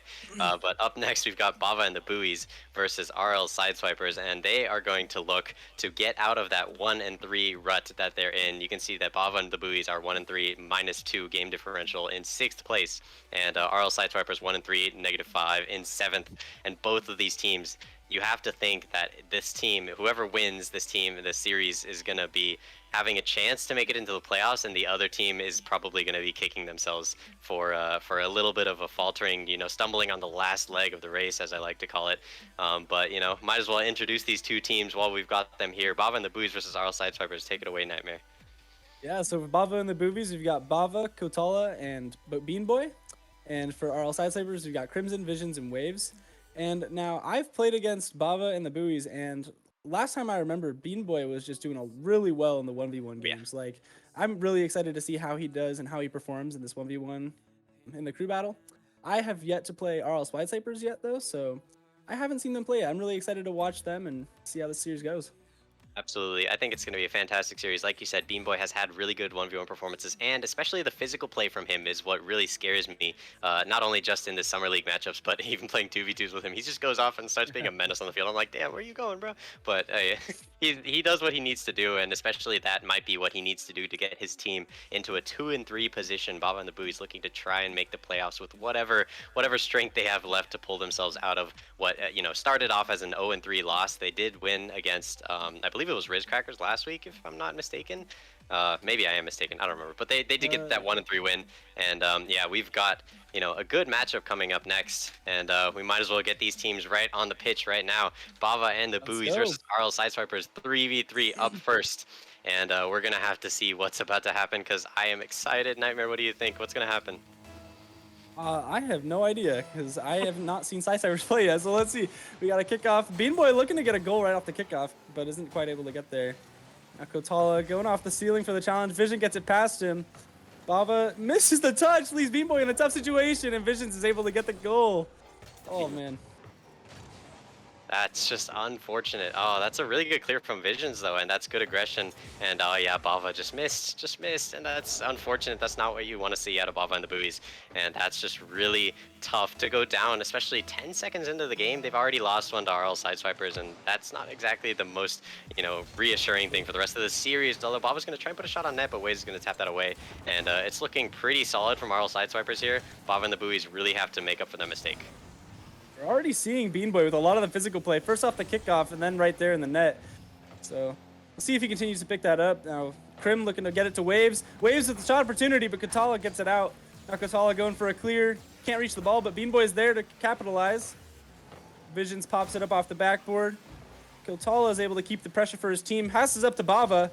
Bava looking to get the angle. Might have a double tap, but can't quite get the touch. That's a good attempt there from Bava, and honestly, he's got to make up for that mistake that we had earlier. I'm not going to hold it against him too much. This might be the last time I mention it, because I don't want to write on people's mistakes, but, I mean, that's just an unfortunate miss, and he's got to make up for that. Bean Boy's going to put pressure on Waves, going to get a good clear for RL Sideswipers. Back into the navy blue half. Bava's going to go for a little bit of a solo play. Good flip reset, but it just passes it right to Visions. Can Visions get a double tap here? He's going to go for it. Oh, a good attempt there from Visions, and RL Sideswipers continuing the pressure that they started right off the bat, 10 seconds in, putting one up, and they're looking for two. Now we see Kotala with the shot just off the post. Now Crim has an open opportunity here to push it downfield. It's like Bava's gonna look to stop it. Gets demoed. Visions is able to take a shot on net. Top corner, just hits the post. Now Kotala looking to capitalize, bring his team back into the right half of the field. Kotala gets the demo on Crim. Now Bean Boy popping it up to the wall. Visions just can't get the touch. Now we have Waves looking to get it back for his team. Now they're already up by 1 goal. They don't have to force anything. It looks like they're just playing a little bit safe here, but now we have Kotala looking for the shot, and Vision's going to be able to clear it away. Good try there from Kotala. That's a good solid touch off the wall, and those are sometimes tough to get, but I mean, he's got to keep looking for teammates. I mean, he did kind of throw it against the backboard a little bit, but he should be totally fine as long as this touch from Krim doesn't go threateningly into his own half, although it's still floating around the navy blue. Kotala should be able to solidly get that 50. He's on no boost though, and Beanboy lacks a 50, or a good one at least, against Waves. Vision's going to put some more pressure on. Kotala should be able to clear it away. So far, we've seen a lot of really good pressure from RL Sideswipers. They look like they don't want to be out of the season just yet, and a loss here might just do it for them. But if they're able to take this game, and it's right after this game, this series, then it could be a very good outlook for them, especially trying to make that underdog story complete and to get that return to the top 4 and maybe make it into the playoffs. Although Kotala doesn't want them to get there, he's going to get a good clear, or a good shot on net, but Waves is going to get a good clear, and no pressure from Bava and the buoys so far, and that's going to allow our Sideswipers to keep it out. Bava and the buoys are looking a little bit more shaky than normal, I'm realizing. And Sideswipers just doing a really good job of keeping composure and just keeping the pressure against them. Now we see Visions of the clear off the wall. Kotala with full boost, looks like he's going to go for a play. Pops it up, Bava's able to get the boost, might be able to take it up the wall here. But Crimson denies it. Now Beanboy trying to clear it out, misses the touch, but Bava's able to get it to Kotala. Now Kotala flicking it off the wall, might have a double tap here. Gets the touch, and Bava with the shot. What a touch from Kotala to get the pass. You don't really see those sidewall reads too often end up working out, but that was an amazing execution by Kotala. What a soft, beautiful touch from Kotala. That's that. I mean, I wouldn't know because I don't play the Fennec, but that's definitely got to be that Fennec difference. And Kotala looking very strong. We've talked about his progression throughout this season plenty of times as we've casted his series so far, but Kotala has really impressed me with the kind of mechanical plays, but also team plays that he's able to bring out. And as I'm talking about Kotala, another Bava and the Buoys player says, "Hey, don't forget about me, Bava." What a play. He's going to take it over 1 off of the bat, and the Waves just unable to get it. Krim is going to unfortunately 50 it back into his own teammate at ASU, and those two have been playing with each other plenty. They are now going to be pitted against each other, and both of them looking for a win, both of them hungry, but Bava looking to be the hungrier one at this moment. Now we got Visions looking to get another goal. Passes over to Krim. Krim gets a shot just off. What a save from Bava, but Wave still has the pressure. Gets it over to Krim. Krim looking to pop it high to the backboard. No one's on the backboard to clear it away. Bava's trying to get the touch, can't quite get it. Now we have Krim keeping the pressure, Waves with the shot. Now they really need to get another goal here to get on this 3v3 and get pressure going, or get momentum going into this next matchup, whether it's a 2v2 or 1v1. This match is very important for who gets the playoffs, and I'm really excited to see if RL Sideswipers are able to bring this back. RL Sideswipers really do want to win this back. I mean, we've seen some very good performances out of them. Visions and Waves have definitely put in a very good efforts in 2v2 plenty of times, but especially Crimson has been that star-studded 1v1 player, taking it very strongly against Nando in the past specifically, and also Evsky. I mean, those two players who are definitely no slouches in 1v1s themselves. Crimson has been holding his own against them, and a very solid 4th captain overall. Crimson really wants to put his team on his back here, and they're going to have to look for a goal in this 3v3 because otherwise they're going to run out of time, and a 2v2 might not be the best idea, and a 1v1 for Crimson is going to put him out of commission for Game 4 if they manage to win one. But RL Sideswiper is going to continue to put on pressure. This 3v3 is here and now. They're not worried about the future. Wade is going to put it into the corner. Can he do anything else? Bava, good clear, but Krim might be there for the shot. Is he able to put it 0 seconds? What a shot from Crimson. Absolute perfection from RL Sideswipers. What a touch from Waves. Good 50. Bava, no clear, and Crimson back of the net. This is our favorite thing to see as casters. Just really intense matchups. 0-second goal. It's a perfect thing to be spectating. And we'll see how this kickoff goes. Who's able to get the pressure off the bat? Looks like Kotala's going to bring it toward the net, and he gets it in right away 4 seconds after the kickoff. Oh, man. All that build-up just for a 4-second overtime goal. How do you feel about that? And Krim says, woo, in the chat, like, that's unlucky. He knows that one was tough.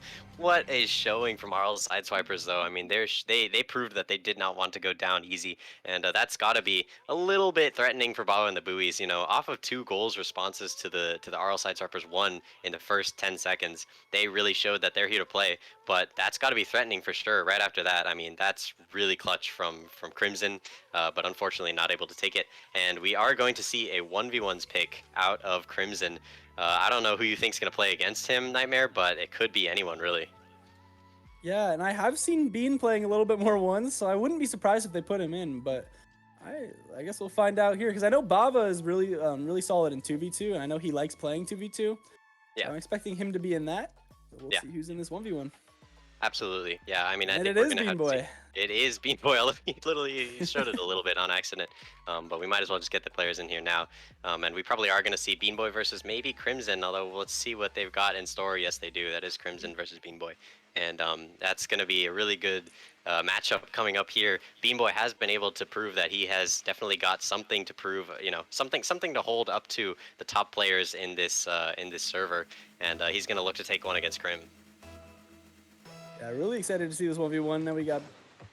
Looks like Bean Boy's gonna get possession off the bat. Crim might be able to take his boost. Ooh. He's going for those physical plays we were talking about earlier. Now I'm excited to see if he's able to use those physical plays to capitalize against Crimson in this matchup. Crimson might be a little bit threatened by Bean Boy's aggressive play. I think, you know, Crimson has probably played against Bean Boy a couple times in normal six-man queues that we have going every month. And he's definitely nosed. I mean, Bean Boy, you know, not necessarily so much of a reputation yet, but he's definitely starting to gain one for an absolute menace on the field. Physical play everywhere, but that's just not a good touch from Bean Boy, and Crim's just going to put it in the back of the net. Although Bean Boy's getting a little bit of a parting shot there. And yeah, I mean, just unfortunate misflip from Bean Boy there. I think he was playing a little bit too aggressive, which, you know, with Bean Boy, it's kind of hard to be too aggressive, but that's really just unfortunate for him, and Crim's just going to put one up 30 seconds in. Bean Boy was able to get that demo after the goal. Maybe that's a sign. Maybe he's gonna try to get some more physical play in here and take another goal on Crimson. But Crim's gonna get possession off the kickoff. Looks like he has all the boosts to go for a reset, but Bean's able to clear it away. Crim's gonna remain with possession. Bean looking to get a clear. Might be able to get this off the corner. He bumps Crim, but Crim's able to recover. Now Crim with possession, taking it up. Might go up to the ceiling. Pinch? Oh, he's going for a pinch.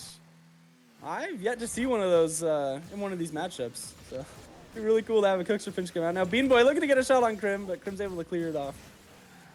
Crim almost gets a demo on Bean Boy, but Bean Boy was able to take his boost, and he's going to put it past Crim there, and that's going to be an easy shot from Bean Boy. We've seen a lot of good pressure from Bean Boy so far. I mean, he's showing that he's not at all afraid of someone who is definitely a very solid player, you know, not just in 1v1s, but 2v2 and 3v3 as well. Crimson, you know, a little bit on the back foot here. He probably wasn't expecting this kind of aggression from Bean Boy, and Bean Boy just has to keep bringing the heat because he knows that Crimson will eventually melt under the pressure, or will he not, as Crimson's going to put some more pressure on himself, and he's going to get a good touch against the backboard. Bean Boy looks a little awkward, and that's just an open net for Crimson. That's 1v1 mentality from Crimson. The smarts are going to get him that goal. Yeah, just playing patient is a huge key in 1v1s. We see Crim just waiting to see what Bean Boy's able to do with that ball. He tried to make it awkward for him, and it looked like he succeeded with that touch.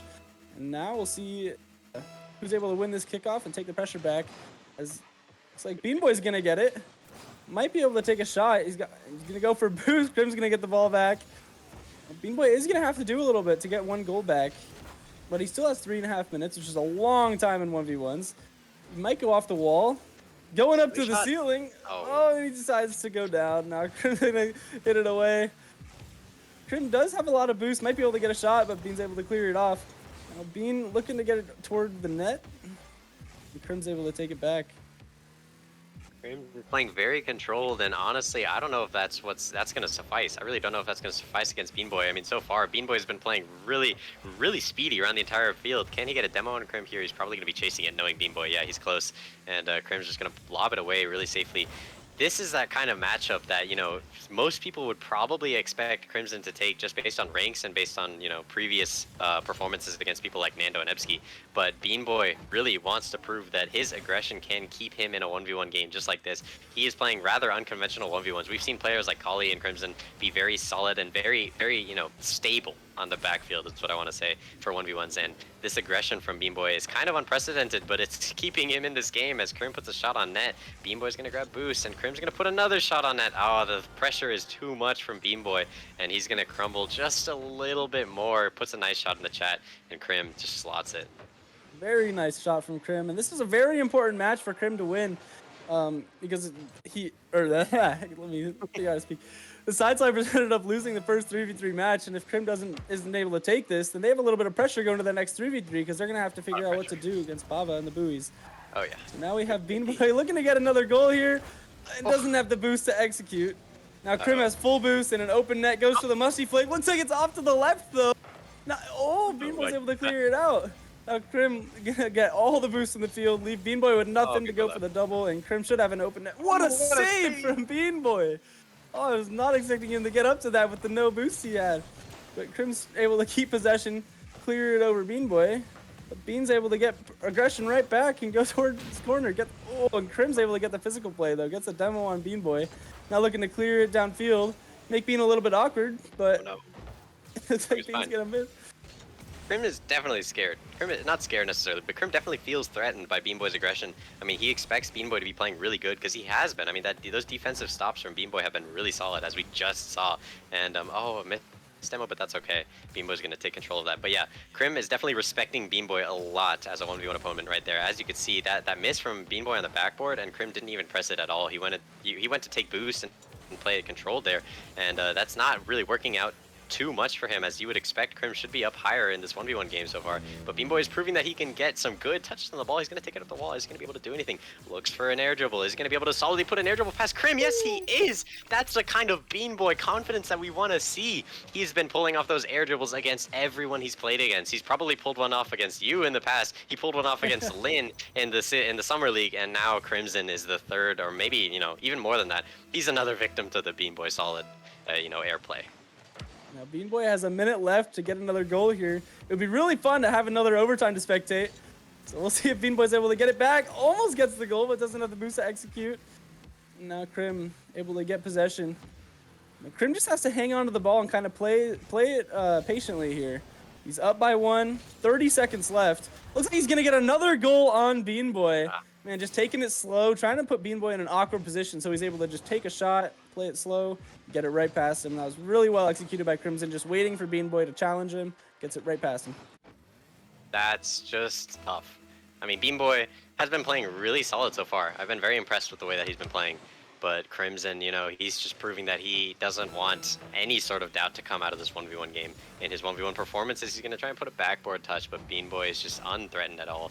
He is lacking boost, and Crim also lacking boost. Both players just not much, and Crim's just going to take it back to his own half. Bean Boy continues to press without any boost, and that might be a little bit of a mistake, as Crim is just able to put more pressure. He's picked up like 4 boost pads in the past 10 seconds, and that pressure is going to be too much for Bean Boy. Crim does a little 360 BM a little bit. Oh, but Bean Boy's going to get a recovery, but that's not going to be enough time for him to put it in the back of the net. And Crim going to lock up the 1v1 win that we expected, although Bean Boy, what a fight from the Bava and the Buoys player.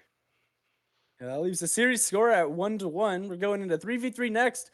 And I'm really interested to see how this goes because Crim now has a lot of momentum moving into the next 3v3 match.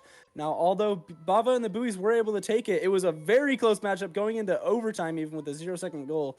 So Crim's momentum here might be enough just to take it past Bava and the Buoys. You got a 3v3 dub here. Yeah, it might be just enough, and that's all that that's all that RL Sideswipers are gonna do. They're gonna, I'm sure they may have paid attention to that the Dog Esports versus Rizcracker series in the past. Kali getting the 1v1 in immediately translates into the 3v3 dominance, and we've seen that plenty of times how the 1v1 just is absolutely crucial to getting that game 3 win.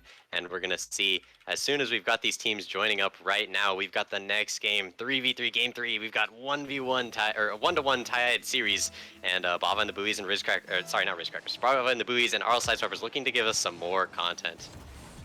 All right, Crim going for an early double tap. Can't get the read, commit. but Waves now has a shot opportunity. Looks like he's just gonna touch it over to Visions. Visions is able to get it back, but now Kotala over to Bava for the counter attack, and Crim's able to deny it. Bean Boy hits it off the wall, but no one's there to receive. Now Visions popping it up to the backboard. Maybe one of his teammates will literally execute. Waves of the shot, and Bean Boy's able to touch it off. Now Bava's looking to take it back toward the RL Sideswipers half of the field. Bean Boy's clearing it out. Now Waves has to try to do something here, but it looks like Visions is over there. Now, we got Waves. Good try. Oh, close. I mean, this RL Sideswipers defense is looking very solid so far. Bean Boy's gonna put another shot on that, but a bump from Katala. Is that what happened? Is that what I just saw? Bean Boy's gonna get a free open net, and I gotta check the replay for this one, because to be honest, that one came out of nowhere. It looks like Katala did get a bump on Crimson. Yes, he did, and just smart enough to flip out of the way there. And Bava and the Buoys, again, looking for that solid 3v3, coming out on top and coming out quick in the 3v3, although I'm not going to say anything just yet, but in game 1, RL Sideswipers did score first and they lost. So you never know what's going to happen here for Bava and the Buoys. Yeah, you just never know. Bean Boy almost got the other goal. Gets a bump, though. There's a little bit of pressure. His team's able to capitalize on that. Now Bava looking to get the bump, but Crimson dodges it. Now it's a 1v1 between Crimson and Bean Boy, just what we were watching last time. But now Crim's able to pass it off the ceiling to Visions. Visions gets a touch, keeps it on the blue side of the field, but that's cleared away. Now we got Crim looking to get a shot, but Bava just whiffs it, but he's able to regain. Oh, what a touch from Visions to pass it to Crim, and he's going to put it in the back of the net. RL Sideswipers connecting on all cylinders here with the passing play. That's a really smart touch from Visions. He knew that Bean Boy was up challenging him there, and he just laid it off to his Can teammate. I ask something real quick? Yeah. Every time I stop talking, a goal seems to be scored. Oh So my I don't know. Okay, what do we want? I think we should just have you Caster's just curse or be something. I quiet. don't know what's going on. Yeah. Just we'll get like a 13 to 12 game or something if Nightmare stops talking. But hey, what a touch from RL Sideswipers. What a passing play. They're going to continue the pressure on here from Waves. He's going to put another touch off the backboard. They've been, peppering the backboard with touches so far. And they're looking a little bit, like they're faltering a little bit on defense. Does Bava, can he get a double touch? No, he can't. It's off the post. And Katala's there to keep it, stable in the midfield. Crim gonna clear it to Bean Boy. Bean Boy's gonna put a good touch, but straight back to Visions, looking like boomer ball a little bit from the two teams. Visions gonna get a miss though. Crim puts it past Katala. Bava should be solidly on the backboard, and a good, I think there was good aggression from both teams, but they seem to have settled down a little bit, and now they're trying to play it much safer. Yeah, it looks like we're getting a lot of aggression, but not as much execution. We're getting a lot of shots on net, but no one's there to follow it up off the save. Now, Crim's gonna get a touch out. Visions is gonna clear this away. Oh, just can't reach the ball. Now Bava's gonna get a lot of pressure here after that whiff and gets the demo. Bean Boy going for the double, but pops it up to Kotala. Kotala going for the shot, and there it is. Nice secure from Kotala. 3 opportunities on net here. Bava pops it up to Bean Boy. Bean Boy hitting it down, and then Kotala's able to finish it because of the demo. Beautiful play and perfect 3-man play from Bava and the Buoys. That was just, again, very solid from Bava and the Buoys, and they're going to put 2-1. This is the same scoreline we saw right about this time last game. Or, sorry, not last game, in the first 3v3 game, but Vision is going to try and tie it up, and, unfortunately, just off the post, Bava gets demoed. Bean Boy still able to beat the second RL Sideswipers defender. Bean Boy a little bit of a fake on the backboard, and Katala's there to challenge, but just unable to get a good touch. Bava, third man, what a challenge. Katala's going to put it into the wall, leaving it for Bean Boy. Oh, a soft touch from Bean Boy, that's going to give possession away to Crim. Katala's just playing incredibly aggressive, and I really like to see it from him. His confidence has been absolutely shining on the pitch in all of the series that he's been playing, and he's trying to get Bava and the Buoys a chance into the playoffs. Yeah. Looks like RL Sideswipers is able to keep a lot of pressure here, looking for the equalizer. We got Waves popping into the backboard. Gives Kotala a little bit of time to clear it out to Bava. Vision's gonna have to try to deny the counter attack, which he's able to do. Now Crim trying to get a shot, but Bean Boy's there to deny. Waves gonna try to touch it off to the side, try to remain possession. Now Crim just off the wall. Visions might be able to touch it down to Crim though. Now RL Sideswipers really needs to figure out how to get the pressure back and just how to get this last goal to secure the, at least the overtime. Maybe. Oh, there we go. There we have it. Now Crim's able to get that second goal, which we have a minute left, but we could be going into overtime again. What do you think? I don't know.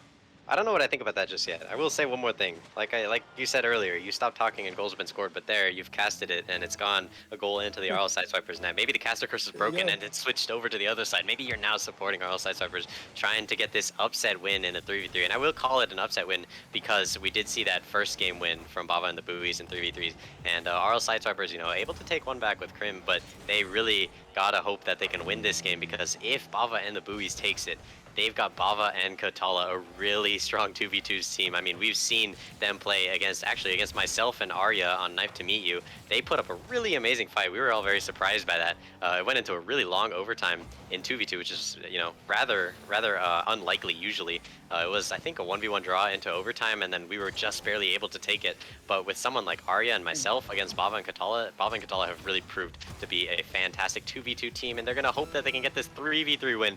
30 seconds left. Bava and the Buoys hoping to take the series in 4, but can they do it? Kotala's going to get a good shot on net. That's just off the bar, and Vision's able to clear it out. All right. Now we got Bava clearing it away. Waves and Crim are both in net. Should be able to do something against Bava here. Now Crim's able to clear it out. Kotala looking to get that final pressure in the 10 seconds remaining. No one's there. No one's there to hit the ball, so Crim's able to take it back. Is Waves able to keep this up? get it toward the blue side. Kotal Oh, looking to catches keep it. it up though, gets a shot. Visions clears it Bean. off. Bean Boy looking for the shot, fakes it, Fake. and Bava with the shot. What a fake from Bean Boy. We have yet to see a fake play in one of these matches. That was like the cleanest fake play I've seen so far. What a That shot. is perfection. We've seen the equalizers, and or not even an equalizer. We've seen the 0-second goals, 2 of them, one in each 3v3 game so far in the series. And this time it was Bava and the Buoys showing the clutch factor that they needed to get that 3v3 win. And man, they have looked really solid. And RL Sideswipers, again, another really good fight. Like we said, these have been close matches, absolutely. But Bava and the Buoys coming on top with that one. What a 0-second goal. I mean, that was insane. And we're now moving into 2v2s. And I don't know what you think, Nightmare. What do you think's going to happen in this one?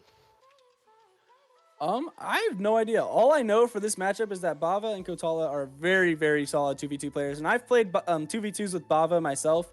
And I just know he's very consistent in his 2v2 play. And I have yet to see Visions or Waves compete in the 2v2 aspect. So I'm excited to watch this match. Mm-hmm. Absolutely. I think this is going to be fantastic content no matter what way we get it. And 2v2 is going to be, 2v2 is my favorite game mode usually to play in normal Rocket League, but we might as well just have the teams join up really quickly right now. We've got what looks like, a very solid matchup, and it's soon to come in. And we've got Kotala and Bava versus Visions and Waves. RL Sideswipers need this win. They're down 1 and 2 in the series. Bava and the Buoys trying to lock it up and give themselves a chance at that playoff spot. Visions looks to take an early look on net, but Kotala is able to push it right back. It almost just went in the net. I was a little worried there for a second. Bava's able to capitalize on it though and gets the shot in the bottom right corner. It's a really awkward position for RL Sideswipers to be in with that ball just floating right above their crossbar. And then Bava's just able to finish it. That's just solid. That's just solid. I mean, that's just good performance from Bava and Kotala. They've been a very solid 2v2 team so far. Other than, I think they had one mishap against an earlier team, where they were probably favored to win it, but they weren't able to. It may have been, actually, no, I'm not going to say anything unless I know what it was. But Bava and Kotala so far have been really improving throughout the rest of the season in their 2v2 performances. Like I said, that game against Knife to Meet You, very, very close. And they're hoping to just take one against Visions and Waves, who, not going to sugarcoat it really. They have looked a little bit, lackluster in 2v2s so far. Not sure if they've ever gotten a 2v2 win. But they're definitely hoping to get one here, as Waves is going to put pressure on the backboard. A little team bump from Bava and Kotala. They just ram into each other a little bit on the backboard, but so far they've just got the skills and the know-how to clear it out of their own half, as another shot from Kotala tapped away by Waves. Yeah, and it seems like RL Sideswipers are under a lot of pressure this 2v2 game. Hopefully they can turn that around and keep their lives in the series. We got Waves with full boost, looking to get a look on net. Bava's able to clear it over to Visions. Visions with another push. Might have a flick over Bava, but Bava's able to deny it. Now Waves left in the 2v1 after Visions gets demoed, but he should spawn back right there. Now Waves is able to clear it off him. Gets beat though. Now Visions is left in net. Visions looking to 50 it past Bava. Gets it past him. And the fake coming out from Waves. Now we have Visions pushing toward the net. Bava's just able to recover. Waves is in a little bit of an awkward spot here. These 50s from Bava and the Buoys, especially from Kotala, he's gotten 2 very strong ones so far. And I said it in the last series when it was CG with the Fennec. The Fennec gameplay is really helping out Kotala here. Bava looks like he overcommitted a little bit to the left, but he's still able to recover and tap away Waves' shot. But yeah, those 50s from Bava and the Buoys are absolutely, doing them justice here, as Bava, just a solid 45-degree flick into the top left corner. Nothing RL Sideswipers can do there. And a little bit of an overcommit there from Waves because he had no boost. He tried to threaten Bava. Bava unfazed, just not scared at all that an RL Sideswipers player was coming his way. And, calm, composed, and cool, he's just going to flick it into the top left. Yeah, Bava and Kotala are doing a really good job of keeping pressure to this game. Able to keep possession and just kind of play patiently and wait for Waves and Visions to kind of toss the ball over to them for a free open goal. But now we got Kotala looking to catch this ball, bring it back to the red half of the field. Pops it up high. Might have another goal similar to the first one. But Visions gets the clutch demo, able to get pressure back. Might be able to toss this over to Waves. Waves is going to touch it over to Visions, actually. Now we have Waves in a little bit of a tough spot, but Bava turns off, gives Waves a little bit of time to recover. And Waves isn't quite able to get it past Bava. It looks like Bava's going for the demo, but Visions is able to get away from it. Now Vision's passing it over to Waves. Waves just gets beat off by Bava. And now Kotala's looking to get it past Visions to go for another open look on net, but not quite able to reach it. Good touches all around from Bob and the Boobies so far. I mean, they've looked very solid, and they've continued to show their prowess in 2v2. They've been very strong throughout the entire season, and they're looking very strong now. Only 2 goals up, although I say only. The 2 goals is, plenty in 2v2 just to lock up a win if you can play good defense, although the defense lacking a little bit as Bava commits too far. Vision's a good pinch, but Waves is just not able to put it into the middle. Lacking boost, he's going to go for another early challenge. Katala, like 2 good 50s, or 1 past 1, and another with a good 50 against Visions. And Visions so far able to clear it, but both of the RL Sideswiper players are low on boost, especially Waves. He's floating in the air. Can he get back for this? Kotala, what a touch back to Bava. But Bava just gets met by Visions right on his back half. Kotala, another aggressive turn. We've seen that confidence from this player, and Bava and the Buoys looking to keep that confidence going and win this 2v2 matches. Visions goes up in the air, almost a flip reset. Oh, he does get one, and it's almost enough to put it in the back of the net. Waves just hits the crossbar, and it's tapped out by Bava. You gotta think that RL Sideswipers are really gonna regret not getting that one. It was a very close goal. Amazing save from Bava, just able to get there in time. And it looks like Bava and the Buoys is able to get pressure back again. Bava going for the, doesn't quite get the shot. Looks like a little bit of a mistouch from there. But he should be able to regain with this 100 boost, might be able to clear it over. Visions and Waves just able to play patiently, wait for Bava to come to them. But Bava's able to steal their boost. Kotala pops it over him, looks to get the double touch. Isn't quite able to get the angle on net. Now we have Visions pushing downfield toward Bava. Bava with a really strong 50. And man, it's amazing to see how Bava and the Buoys are just able to play really, what's the word? Patience and keep possession really well. Like they're winning all their 50s. They're just able to dribble it perfectly every time they need to. It's been really fun to see that. Good play from Bava and the Buoys. I've said it probably a million times, but there's nothing else to say other than these 2 players are playing very solidly. Katala's going to put pressure on 10 seconds left. This may be RL Sideswiper's season slipping out of their hands as Bava and Kotala are the ones to put it in the grave. Another touch from Visions, but it's not enough. And there it goes. Bava and the Buoys are going to get a 3-1 victory over. Might have another 0-second goal. There's a 0-second goal. That's what's defined this series. You got 3 out of 4 games with 0-second goals so far, and Kotala just flexing on them for that last one. What a good wave dash, and then a good shot on net. But yeah, RL Sideswiper's really unfortunate that they weren't able to take this game, but the 1 and 3 matchup in the standings is going to go the way of Bava and the Buoys. Very solid play from both of them, but especially, like we said, solid play from Bava and Kotala right now, but very solid play from Beanboy as well in the 1v1 to put that pressure on Krim, and the 3v3 effort from Bava and the Buoys was just too strong from for RL Sideswipers this time around. Yeah, from the way it looked, just Bava and the Buoys were just playing a lot better as a team. Like, they just had that chemistry down this series, especially in that 2v2, as we saw. RL Sideswipers did kind of land on top of each other a couple times, but Bava and the Buoys are doing a really good job of just spacing out between each other and playing the ball to each other, which is very important, especially in these 3v3 matches, and I think that's why Bava and the Buoys were able to take it. Absolutely. Bava and the Buoys have proved that they are definitely looking to try and make an unprecedented run, and something that none of us really expected. You go down 0-3 in the standings, that's got to be scary for you. But Bava and the Buoys look absolutely unfazed. They've now won 2 games in a row. They're about to make their record even if they can get a win next week, and they're hoping to do so with another game next week, and then one more after that, and we've got the playoffs. Can Bava and the Buoys make it into the playoffs or compete with those top 4 teams? We're gonna have to see in the future. What an underdog story that would be. But for now, Nightmare, I appreciate you being here with me. That was a fantastic series. And any parting words you have for them? Thanks for the fun series to watch, guys. Like, Absolutely, yeah. Say, but I thought that was a lot of fun. Yep, I'll be casting the next match as well, so I'll catch you guys in the next one. Absolutely, thank you all. See ya. See ya.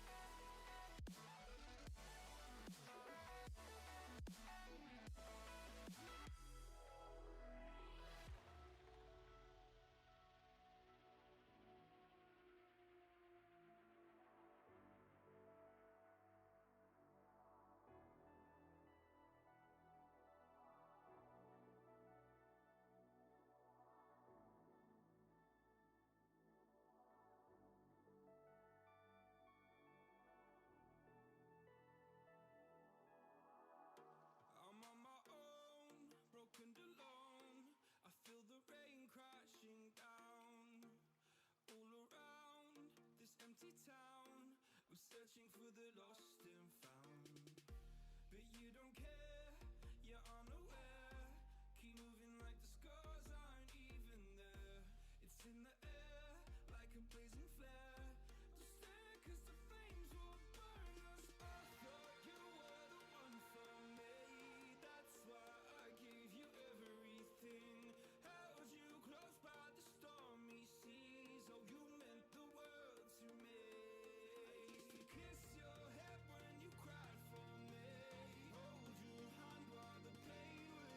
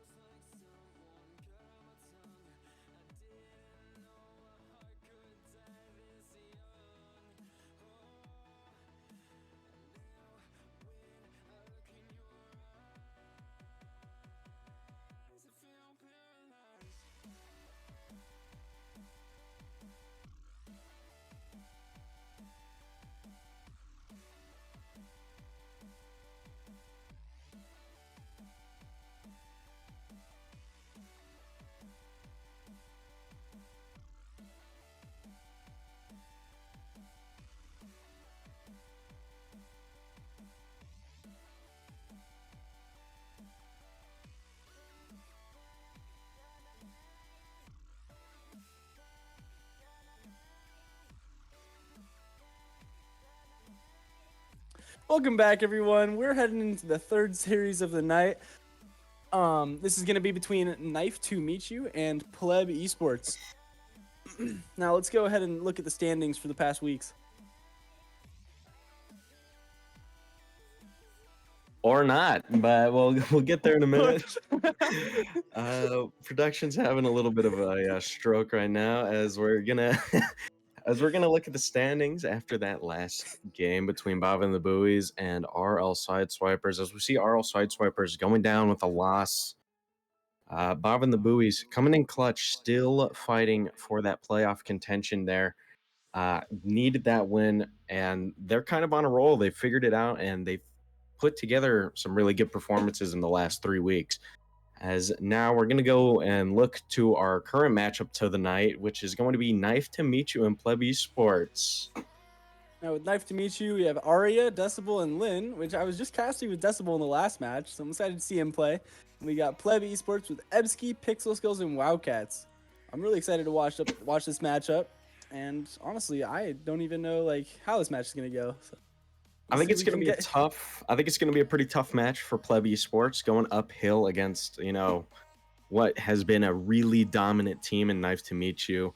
Arya is backing his team very well, and Decibel and Lynn, fit together really well with the rest of the team. But Pleb Esports is no team to sleep on they've played very solid series, and they've been high in the standings before, but they've had a bit of a drought over the last couple of weeks, and they're looking to put something together here for the end of the summer playoff run. All right, we're going to go ahead and tell the players to hop in the match. We're going to get this started. And I'm really excited to see this as Arya and his team, Knife to Meet You, they're going to have to really make up after a pretty tough loss against Angel's team, as they have taken their first loss of the season, making Angel's team the only undefeated team left. As we start with kickoff here, Arya and Ebsky going at it as Arya is going to win the kickoff there. Decibel's looking to get that early pressure, but Pixel looks like he's going to take it away from him.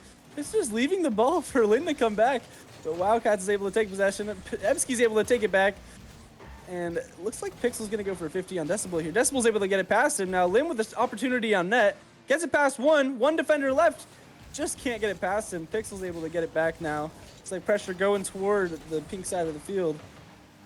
And looks like a little bit of a sticky situation here. A little bit of a messy play to start off here, but as the teams start to settle in, Ebsky gets an awkward backflip, and Lynn's just going to slot it from downtown. Just as I was saying, they were trying to clean it up. Lynn able to slot it past Pixel, and Ebsky just not able to get back in time as 1-0 with 4 minutes, 21 seconds left on the clock. And just like I was saying last match, if any of you guys were watching, it seems like every time I stop talking, someone happens to score, and there we see it again. But now we have Arya looking to get another one, but Decibel is able to keep it in. Wildcats trying to clear it out. Decibel just doing a really good job of keeping pressure, though. Lynn's able to take the shot, saved out by Pixel. Arya looking to pass it mid to Decibel, and Decibel with the shot opportunity under Pixel gets another goal. So it looks like Knife to Meet You is going to have a lot of pressure going in this first 3v3 match. This is something that Knife to Meet You has been really good at throughout this entire tournament, is having really good cohesion with each other, but at the same time also being able to get some pretty solid solo plays going on, even though it's not necessarily their forte. As now we're seeing Ebsky's team here going on a little bit of a roll, trying to equalize or get something on the board, as Wildcats going to try and put a shot on, but Lynn bangs it away.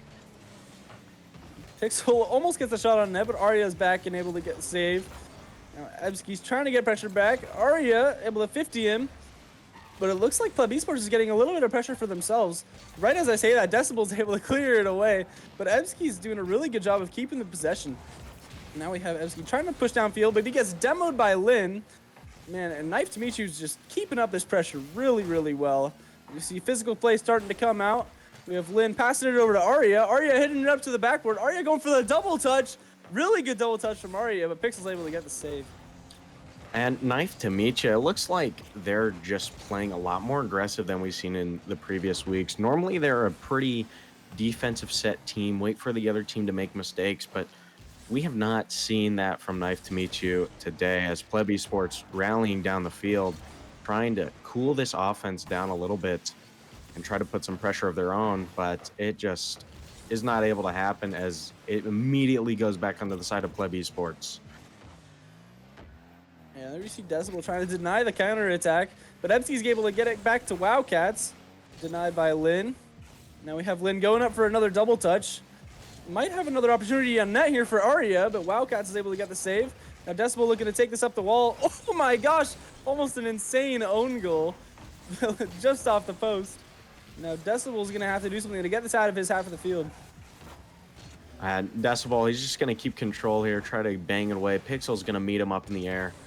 And, I mean, we're just seeing a lot of control out of Knife to meet you, keeping up with the boost plays. And Wildcats trying to set something up here. Gets a good dunk almost on net, but isn't going to go. As Lin, he's going to bang it downfield, and Decibel's going to try and catch. But Pixel's having none of it as Ebsky bangs it down to the wall. Pixel tries to read a Wildcat shot on net. And now it looks like Knife to meet you starting to feel the pressure as Ebsky goes for the reset, isn't able to get it. But Wildcats keeps the pressure, tries to put a shot on, and Decibel clears it away. Well, it looks like Pleb Esports is getting a lot of pressure here towards the second half of the game. Now we just have to see if they're able to capitalize and get one to start, but maybe even get an equalizer. Almost gets a goal there from Ebsky, but able to get cleared out by Lin. Now Decibel trying to get this back to Pleb Esports half of the field, almost goes in his own net. But yeah, Pleb Esports has had a lot of pressure going in the second half, and I'm curious to see what Knife Dimitri is able to do to just regain and kind of get that pressure back. But Ebsky's able to get one, and now they have a minute left to get the equalizer and bringing it to overtime. And just as you were saying it, it looks like Pleb Esports has really found their footing in this game. A little bit of a slow start and not a little, but there was a lot of mistakes at the very beginning, but they've been able to iron those out throughout the series and even this game just to be able to get one up with plenty of time to equalize as Decibel tries to go for a solo play. Wildcats sends it away as Knife to meet you, still applying pressure, knowing this game's not over now. Now Wildcats is able to clear it past Decibel. Pixel's able to get a 50, but Ebsky gets bumped by Decibel. Knife to meet you looking to get a lot of more pressure. They're looking a little bit more aggressive after Pleb Esports got that goal. Lin even gets the demo, and then Decibel's able to take it back, but Pixel might have a shot opportunity here. Gets it under one, but Lin's able to clear it out. Now we got to see if Lin might actually have a shot here, but Ebsky gets an amazing save. Now we have Pixel looking to push it back down, but he gets denied by Arya. Decibel's able to pop it up the backboard. Lin there for the shot. He gets denied by Wildcats. And Arya's going to have to try to play this safe for the last 10 seconds of the game. And Wildcats trying to keep his team alive, get that towards mid. Pixel's going to go early. A crucial miss there from Lin as Wildcats tries to put it down. Pixel went up quick and was able to kill it. Pixel back to his backboard. Decibel trying to keep it dead and almost gets the double, but almost a clutch play there from Pleb Esports. Their heads are absolutely still in it. We saw Knife to meet you after they got that 2-point lead to start to slow down and play that more defensive game, but Pleb Esports was able to really read off of that and get the one goal. But as soon as Knife to meet you started picking up their pace a little bit more, Pleb Esports wasn't able to stick with it as much. Yeah, I'm excited to see how Pleb Esports is able to regain throughout the rest of this series because they seem to have had a lot of pressure after that first goal they got. And looks like we're going to go into a 1v1 match. I'm really curious to see who. I'm assuming Ebsky's probably going to be playing for Pleb Esports, but I have no idea who's going to be playing for Knife to meet you. Possibly Arya, but with that ping, that might be a little bit tough in a 1v1. Going to the 1v1, I'm going to have to absolutely secure the Ebsky spot for them. As for Knife to meet you, it's going to be an awkward pick between, I believe, maybe Lin and Arya, as we are going to see Lin and Ebsky going to duke it out. Maybe that ping coming into consideration, like you were saying, as Arya not looking good on the ping side of things, as we're going to get right away into this ones match.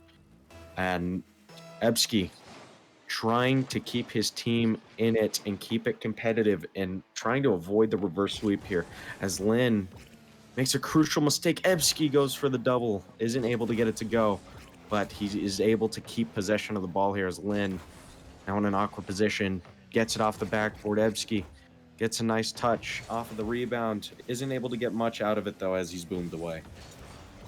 I have seen Ebski play 1v1s, and he's a really solid 1v1 player, but looks like Lin just getting to tear him apart in the first 30 seconds to get the first goal. But Ebski really needs to take this back and get pressure so that he's able to keep his team in it, like you said, going into the next match, because they lost the first 3v3, and if they lose this 1v1, they're going to lose a lot of pressure going to the next one and have to fight for their lives with the reverse sweep, which Ebski really does not want that. Let's see if he's able to turn this around, which is a really good kickoff for him, but he gets demoed by Lin. Now Lin, low on boost, he's going to try to get some pressure back. Now Ebski's looking to push up, but Lin's just able to keep possession. Ebski gets it past him, might have a goal here as Lin jumped for it, and there we go. Ebski's able to score the equalizer. It looks like Lin here trying to keep a slow pace of play as Ebski. He's just going to keep that pressure because he knows Lin's going to give it to him. That could turn around to bite him later in the game if he's not able to hit his challenges, but as of for right now, it hasn't been too bad as the first goal he let up was a very, very, difficult shot to save as now Lin just trying to get it out of his half, and Ebski is able to really kind of control the pace of play as he's going to slot one top right corner. And these two tight ends are just going to be duking it out this whole game, I feel. And it looks like a little bit of an overcommit from Lin there. He went for the mid boost, and Ebski had a full boost on his half. But hopefully Lin's able to see his mistakes and fix them going throughout the rest of this 1v1. We're only a minute in, already 3 goals on the board. Ebski might be able to get a 4th here. Just cleared away by Lin. Now Gets we have a good Lin flick, going. though. Yeah. Now we got Ebski trying to get it away from Lin. Gets the bump. Ebski's going to try to bring it downfield. Lin with the early challenge. Gets it over Ebski. Might have a shot opportunity, but Ebski clears it away. Ebski is hanging on the ropes as Lin is going to slot it right behind him as a little bit of an overcommit or a little bit of maybe a misread by Ebski there. Lin getting the lucky bump almost. And as we can see, Ebski's still playing that aggressive style, but just like it happened there, it came to bite him as Lin, he's going to tie it up again. And yet to see a good kickoff goal here. As maybe Ebski looking to change it, slots it bottom right. Perfect placement there, and Lin's not able to do anything with that. Looks like Ebski's getting a lot more confident just throughout this 1v1.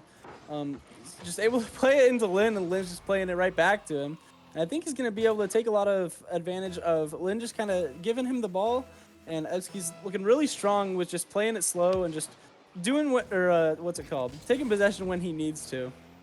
Now he's going to get the full boost. Just going to try to play the slow around Lin once again. Gets the fake, and there we have it. Another goal for Ebski.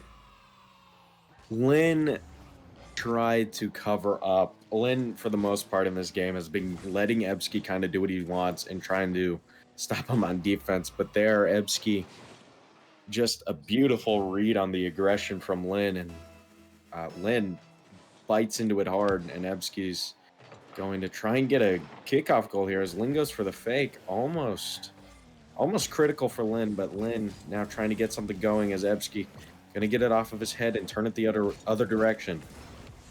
Ebski going for the musty flick. Looks like Lin's going to be able to clear it out. Ebski does get his boost, though, so Lin might be a little bit low after getting that save. Ebski looking to clear it away. Lin does get that corner boost. Has a lot more to work with, but Ebski's pushing it back toward his half. Lin's able to clear it over him, but Ebski's just in perfect position to get it right back. Ebski looking to cut it past, go back toward Lin's net. And now Lin's in a bit of an awkward spot here as Ebski takes one shot, takes 2, and Lin's able to get the save. Now Lin with all the pressure trying to work it back toward Ebski. Full boost, and Ebski, he almost gets the demo on him. Looks like Ebski's going to take it right back and might have another goal. And Lin there, I mean, Lin's playing a good game here. What a great save on the goal line there.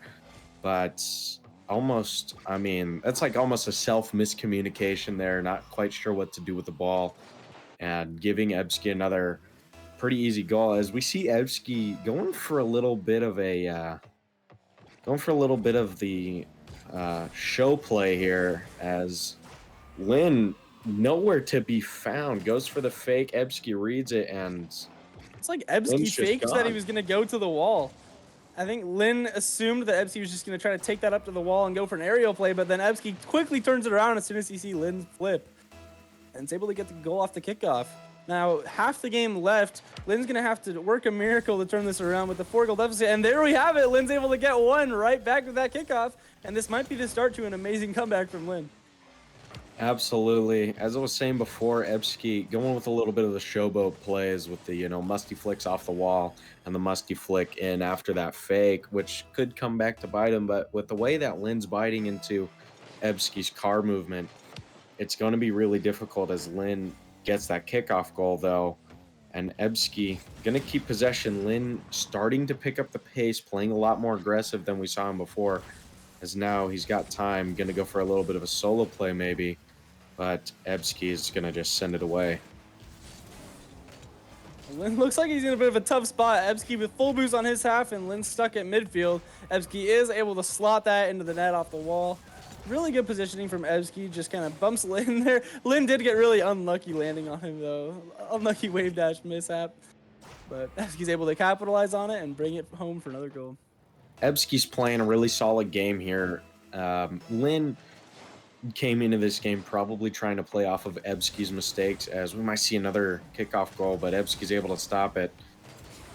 But Ebsky, like I said, he's been playing a really solid game here, playing aggressive when he needs to, and he was able to slow it down after he accumulated a big enough lead, as Lynn stuck in his half, trying to keep possession and trying to get it out of his half, as Ebsky going to get possession off of his backboard. Lynn going to lurk around midfield. Ebsky's waiting to pop it over him, and Lynn gets the unlucky backflip, unable to make contact with the ball. And Ebsky's just going to extend his lead. Ebsky just seems to be running away with this game at this point, and it's really important for him and his team to regain pressure going into the next 3v3 matchup. If Ebsky is able to close this out, we will have a 1-1 in the series, which will be a really close series to watch. And what happened here? Looks like Lynn fakes the kickoff and gets a demo on Ebsky. Now, Lynn has all the pressure right here, just has to try to get it past Ebsky, which Ebsky is going to rush it looks like. And Ebsky's able to get it over him. Might secure another goal, and honestly, if Ebsky gets another goal here, Lynn would only have 10 seconds to score at every goal, but it looks like Ebsky's going to try to waste some time, go off the ceiling for a shot. Now, going into the rest of this game, as Ebsky gets a beautiful flip reset over Lynn, you got to look at the mentality game here, because Ebsky, it's good of him to not be letting up in this game at all and keep applying pressure, because these games can tilt you, and they will tilt you fast. So Lynn is going to have to keep that cool head going into game 3 here, as Ebsky and his team are going to have a really good momentum rush with the dominant victory in the ones. I do see Ebsky looking at a little bit of a mishap there. Lynn might be able to capitalize on it. Now, if Lynn is able to get another goal, he might have a little bit more momentum for his team, but it looks like Ebsky's going to be the one to close it out with the goal. Still 24 seconds remaining. Lynn might be able to figure something out and get a little bit of momentum back. But overall, it looks like Ebsky's looking really strong, really confident, and going into this next 3v3 matchup, I'm expecting to see him doing a lot for his team. And just like I said it, Lynn going stone cold after he missed that challenge. This is going to be tough for Lynn's mental going into game 3, but he's going to have to keep it strong if Knife to Meet You want to stay in this after Ebsky absolutely obliterating Lynn. Almost gets another beautiful flip reset, but Lynn able to save it this time, as Lynn trying to just pick up the pieces, and he's going to have to clean slate this going into game 3, as Ebsky's going to get a very dominant win and will tie the series for Pleb Esports. This ball just does not want to touch the ground. There it is. All right, so the next matchup will be a 3v3, and that we'll be following that with a 2v2. So 2v2 will end up being between Wildcats and wait, let me not get the teams mixed up here. Is it Wildcats and Pixel? I believe that- it's going to be Wildcats and Pixel on the Yeah. 2v2 going up Decibel and against Aria. Aria and Decibel. Yeah. That's going to be an interesting one to see there as Wildcats. I know his forte is absolutely in the 2v2 playlist. He's a great 3v3 player, but it's going to come down to the synergy he's going to have with Pixel. And because Aria and Decibel, they've had very solid connections throughout the rest of the season. And I think that's where Knife to Meet You needs to, keep their mind in the game is with those team plays and almost dice up Pleb Esports. But it's going to be hard as Lynn may be tilted a little bit after a tough 1v1 matchup. Now, this is a very important 3v3 match because whoever wins this will have the momentum going into 2v2, and whoever loses it will be fighting for their series lives in that 2v2, and that would be a lot of pressure on them. So winning this might give you the momentum to go over into that 2v2 and take the win. So we'll see who wins this. We're going to hop into the match, tell the players to join up, and we'll get it started. It's a really interesting dynamic with the crew battles format because either way, you have to trust that off series for the rest of your series lives to be able to stay in contention. And going into this 3v3, I can't see Knife to Meet You giving it up, but a very strong performance out of Pleb Esports can make it happen. But I mean, anything can happen in here. We've seen it happen before, some very crazy games. And I think it's going to be interesting going into game 4, depending on who wins this match. All the players are getting loaded up here. And like you were saying, it would be a bit of an upset for Pleb Esports to take the win in the 3v3, but I believe they can do it, especially after that performance from Ebsky. If Ebsky's able to keep that momentum he had from that 1v1, and looks like Ebsky's going to get a goal right off the bat. That momentum will carry forward into the 3v3 match.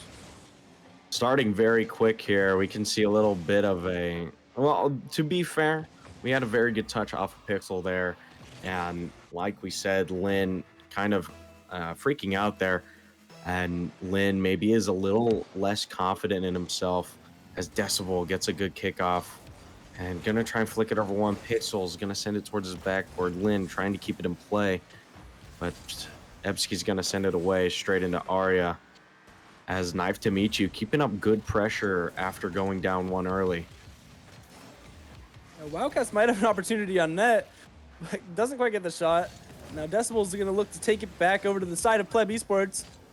Doesn't have the boost though. 50s it past Pixel. Does he have a teammate to capitalize? Looks like Lynn's going to have to take this back to his own half.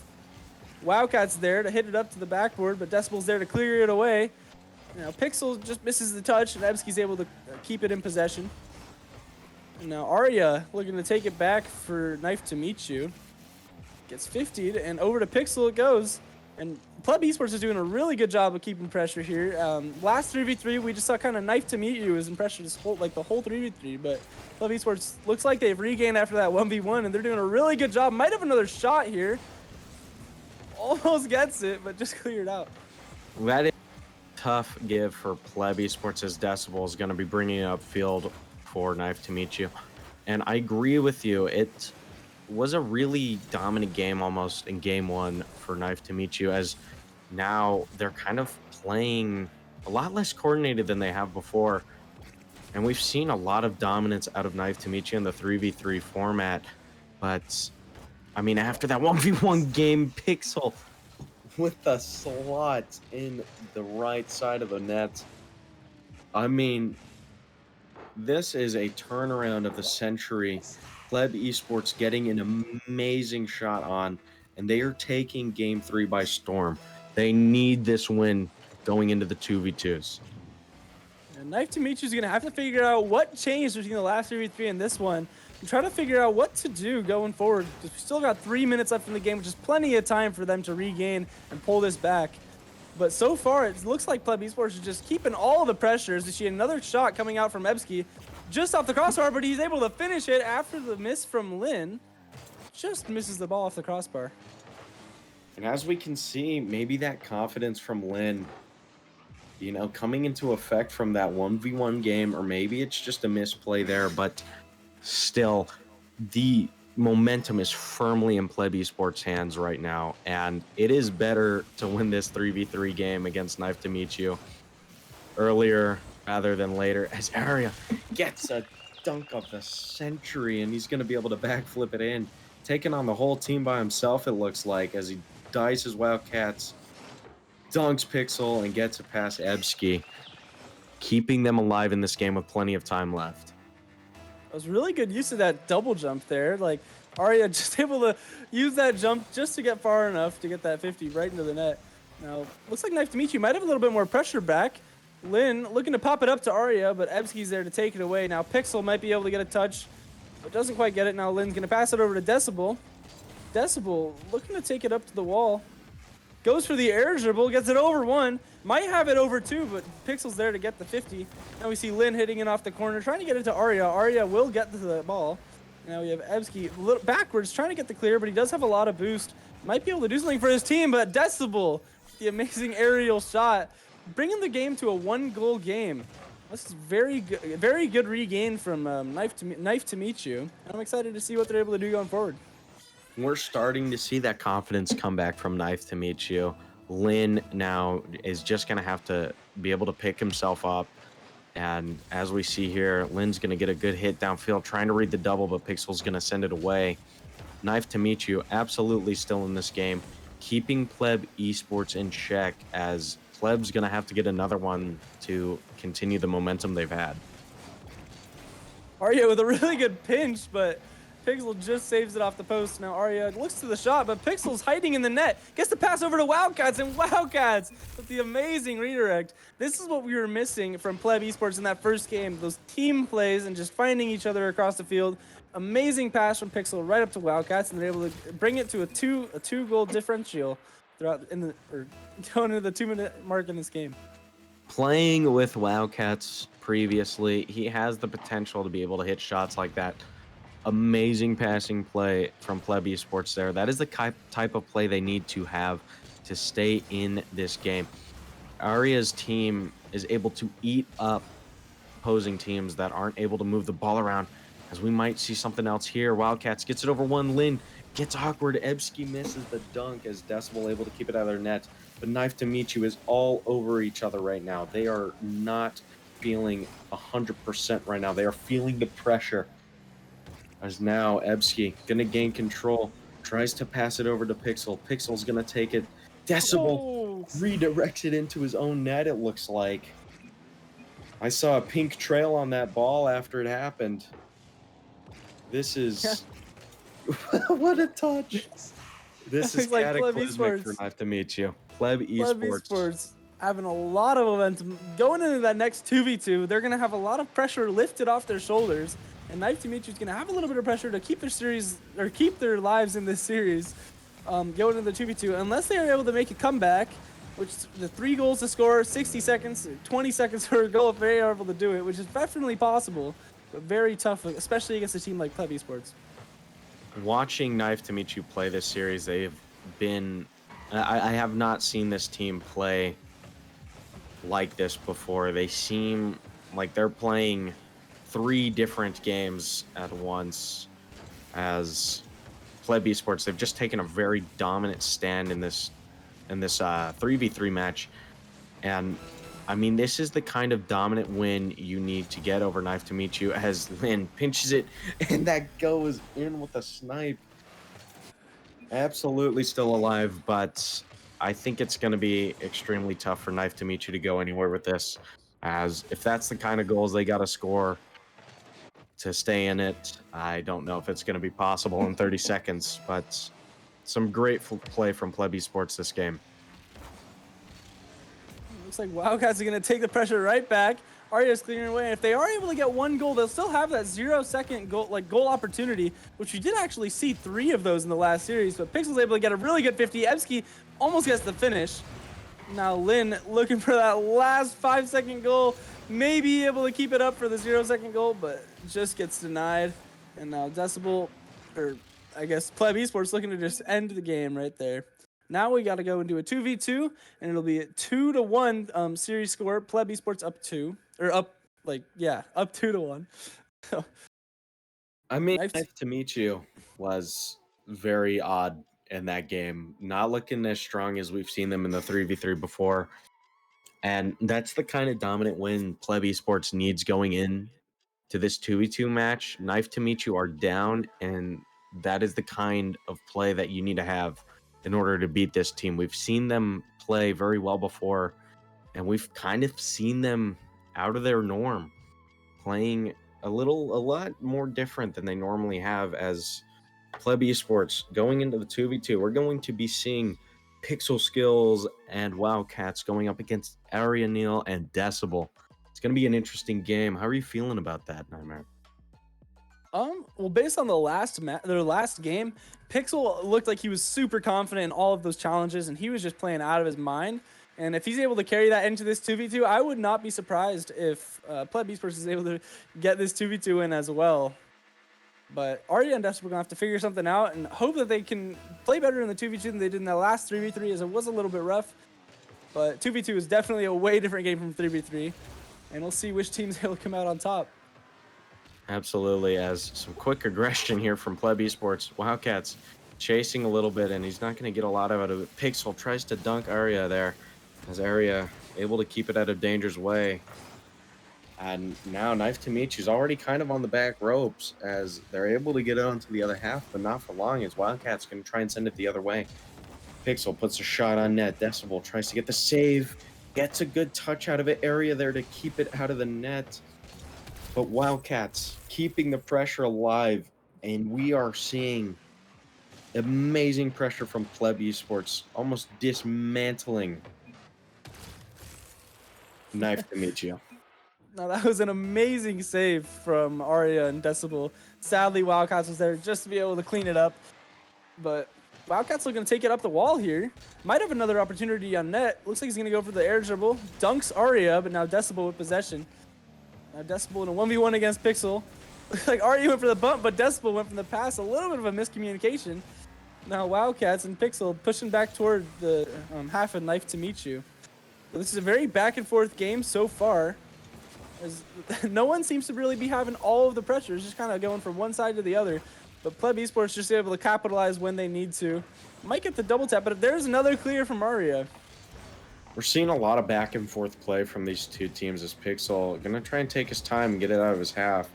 Pops it over one, and he's going to touch down for Wildcats to get a power shot on net.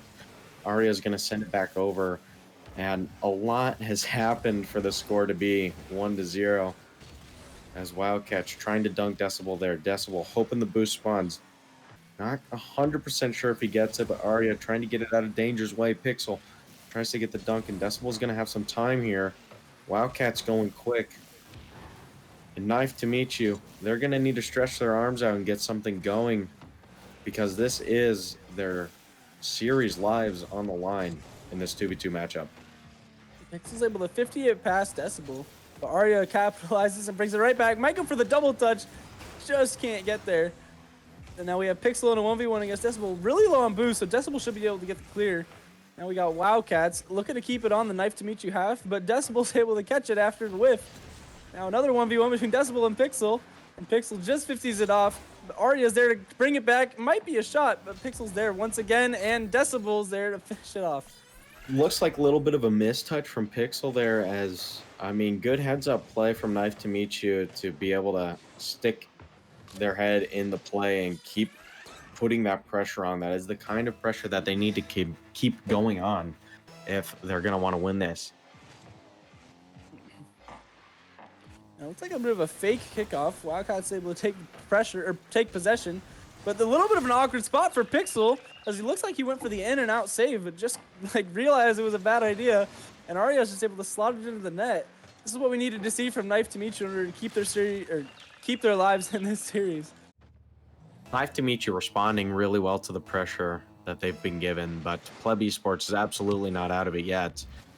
They're still playing really well, as two pretty unfortunate goals there, but Arya trying to take it upfield, and Decibel, gets cut. Wildcats tries to put it on, but Arya's there to save it. Pixel keeping the pressure on as Knife to meet you. They're on the ropes, but Decibel gets a good clear. Wildcats with the overcommit. Decibel gonna go in, turtling into the net. A little bit of BM there, but maybe that's what they need. They're trying to get in the heads of Pleb Esports, trying to send it into Game 5, and if you can do that, that is going to be incredible going into a Game 5. It looks like Pleb Esports are starting to lose some of that confidence that we saw earlier in this match, as we're not seeing as many challenges come out from them. They're kind of just playing it a little bit more patiently. But there we see Pixel catch it, and Wildcats just kind of challenge it. A little bit of miscommunication starting to come out from Pleb Esports, as they might be under a little bit of pressure here once they're down by 2 goals. But here you have Arya going for a shot. Pixel's able to clear it off, but Arya still going for the opportunity, passes it to Decibel. We're seeing really good team play from Knife to Michi, but Pixel was able to cut it off. Might end up having the open net, and there we go. Pixel's able to bring it back, only down by 1. Might have an opportunity to bring it back for might be able to score an equalizer. That's a good play there by Pixel, able to keep his composure and put the easy shot on. But I feel like some of the confidence that Pleb Esports has was maybe from the lack of confidence on the side of Knife to Meet You, as we're seeing a little bit more of an overcommittee play style from Pleb Esports, as they were able to tone it down there, playing some good defense and able to get that point on the board, as now it's going back to that back and forth play as Pixel tries to get a shot on. Area is going to save it off the corner. And heading back the other way, Pixels is going to have some time, but he's just going to clear it away as Decibel tries to pass it down to Arya. Arya is going to put a shot down over Wildcats, tries to pass it down to Decibel, but isn't able to get it there on time. Now Wildcats with a minute left, trying to get another push toward Knife to Meet You's goal. Gets dunked by Decibel. Decibel passes it up to Arya. Arya is just not able to get the double tap. Now no one's in net. Might be able to get a shot. Pixel just makes it back in time. Now Wildcats with 38 seconds left really needs to be able to find a way to get this back toward the other half of the field, because they're under a lot of pressure right now. And if they end up losing this game, it'll be 2-2 score going into the next 3v3 match. And as I'm saying that, Arya is able to put another goal in, making it a lot harder for Pleb Esports to come back. And that might do it there, as Arya able to dice up both of the Pleb Esports players, as, I mean, they have really turned this game around and able to keep their heads in it, as now Pleb Esports trying to keep themselves in this game, but they're going to have to make something quick or it's not going to happen. As I'd like to think that Knife to Meet You has a pretty good stranglehold on it, but as I say wait a minute. Wildcats is going to send it in off of a little bit of a misread from Arya and Decibel. Decibel getting caught on the post there, and Wildcats being able to stone up and get the good shot on net. 10 seconds is definitely a lot of time to score a goal, especially considering you can keep it up at 0 seconds. So Pleb Esports has to try to get possession here and bring it back. Oh, looks like Pixel's gonna have a shot. Just hits the post. Wildcats misses. Pixel going for another shot. Just stop. Wildcats has to try to keep this up, and he lets it drop. What a close ending. Coming out with the dub for Knife to Meet You. Wow. I thought Pixel had that shot on net. Got away with murder there. Seems Knife to Meet You. I mean, what a what a close game. I mean, that last shot from Pixel, kind of had me thinking the commentator curse coming into play. A little worried there, but Knife to Meet You, able to close it out, going into a tough Game 5 here. I think we're looking at both of the teams. They aren't as confident as they were going into the Game 1.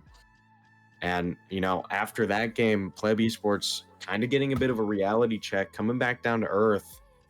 As going into this Game 5, I think we're going to see some really gritty gameplay, and it's going to be a close game.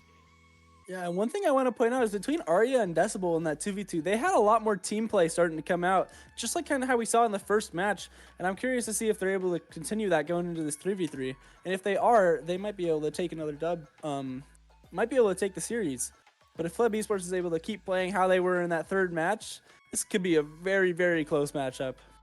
Yeah, looking at Knife to Meet You, it's a very they've always been a very team heavy play style, and they've always thrived off of that. But once you take that away from them, or once they lose the confidence in that, you see them crumble under the pressure. But looking back at that 2v2 game, they did start to pick up a little bit more of that team play. But now the missing piece of the puzzle is if Lin was able to cool down, and he's going to be able to back his team as we go underway for a game 5. Decibel clearing it down the field, trying to get an early goal for the pinch. Ebsky with the goal line stand. Arya keeping the pressure. Ebsky's going to clear it away again. Pixel tries to get it over one. Demos Decibel has a bit of an open net, but Ebsky's not going to be quick enough to get it there. So Arya able to keep it at a dangerous way for the time being. As Lin trying to get it out of their half. Pixel keeping the pressure, and Decibel finally able to clear it out a little bit. We're already seeing a lot of pressure come out early from Knife to Meet You. The Pleb Esports has been able to keep it away so far. It looks like they're starting to slow down just a little bit, becoming more of a back and forth play. But Pixel looking to just clear it right back to Lin. And Lin hits it up. Wildcats is able to clear it off, but Decibel's there to catch it again. Might be able to pass this over to Arya. Looks like he's going to go for the solo play. With 30 boosts, might not be able to do much. Gets a touch. Arya's going for the touch, beats him. And now Ebsky's going to have to do a lot here to get it away from his half of the field. Decibel just looking to clear it right back.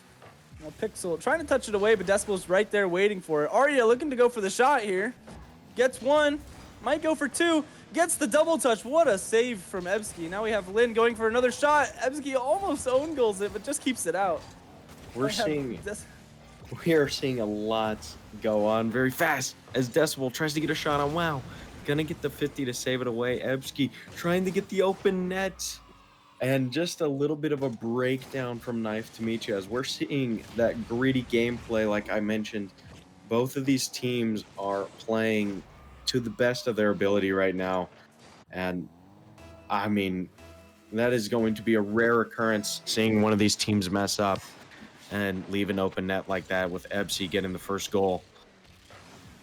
Wildcats almost able to get another one. Now, a lot of pressure going on for Pleb Esports. Almost gets another goal right off the kickoff. But Decibel's able to deny it. Gets the clear out to Arya. Arya looking to go for the shot off the pass, but Wildcats denies it. Now, Ebsky trying to keep it on the pink half. Wildcats gets demo, just going to allow a lot of pressure for Knife to Meet You is going to be able to build up some pressure off of that. But a little bit of an awkward spot. Arya is just able to clear that out. But Pleb Esports is doing a really good job of just keeping momentum and keeping that pressure.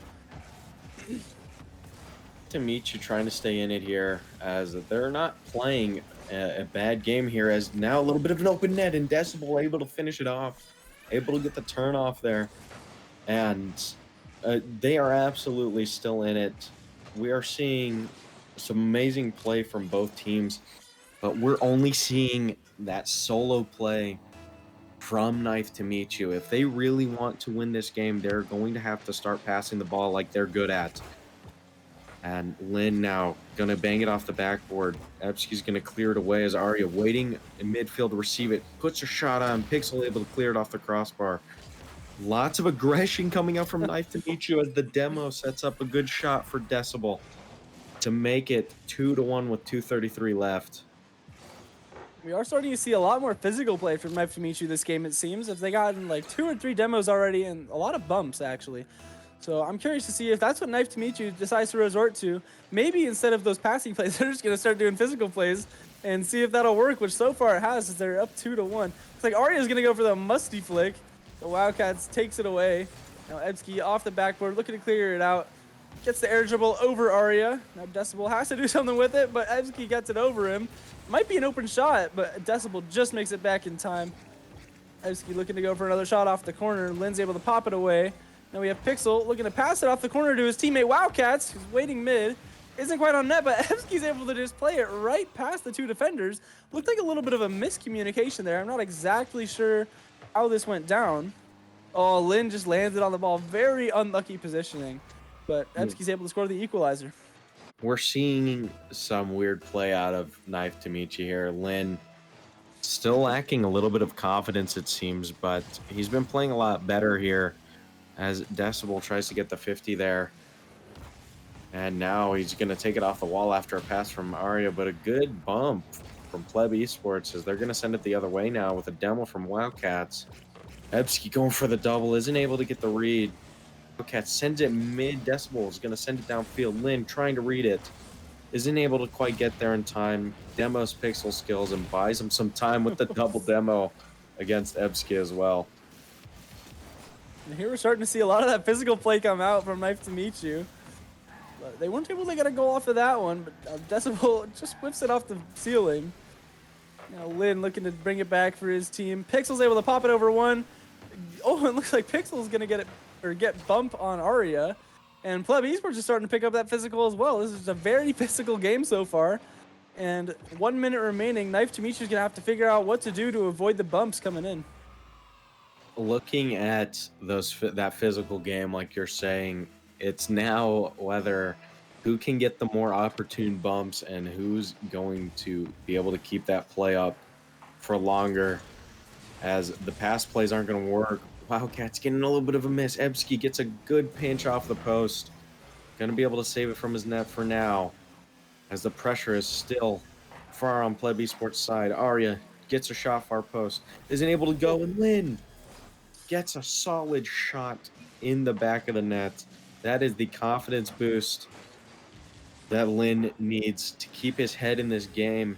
That is the first time we've seen Lin play a very key offensive role since that game 1 matchup. And now equalized with a minute left. Wildcats clearing it downfield. Area going to clear it off the backboard. Ebsky trying to keep that pressure in Area. He's going to have none of it. Lin sends it back downfield as Wildcats going to keep it to his corner.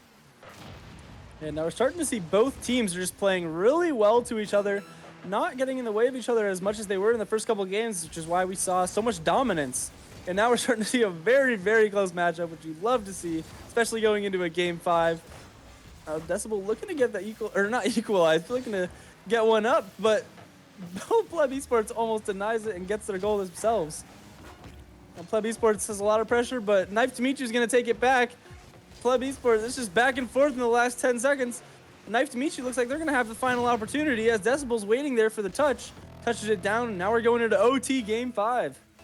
We are seeing almost a little bit of a sloppier gameplay. Not saying these guys are playing any worse than they normally have, but we're seeing really basic gameplay. We're not seeing the flashy plays that people are normally going for.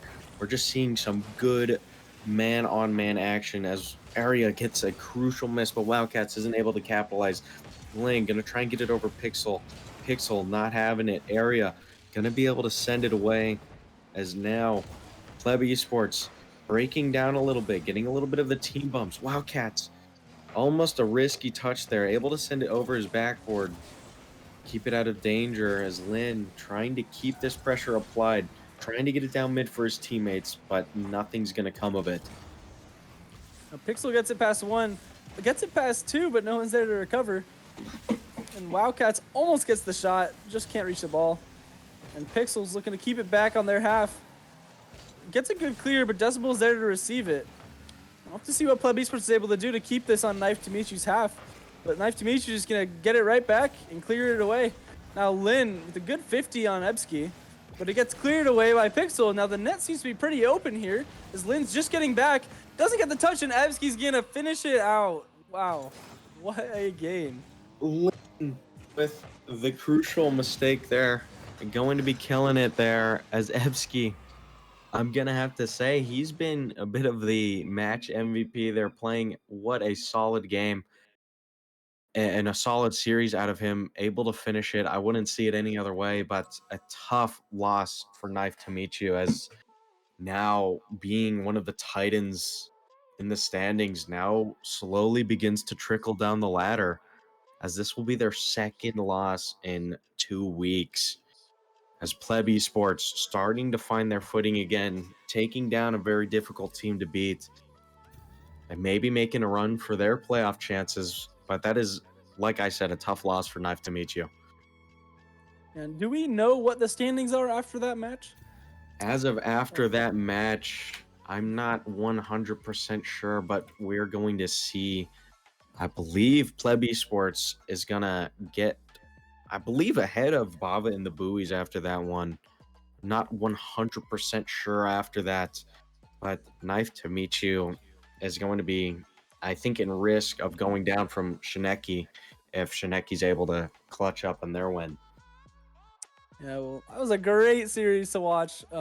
Always love having a series go to a game 5, especially in overtime. Really close match and very good showing from both teams. But yeah, Pleb Esports just able to capitalize in the end when it mattered. But thank you everybody who came by and stuck around for the stream. And we'll be going live again next Tuesday night. So have a good night, everyone. Have a wonderful night.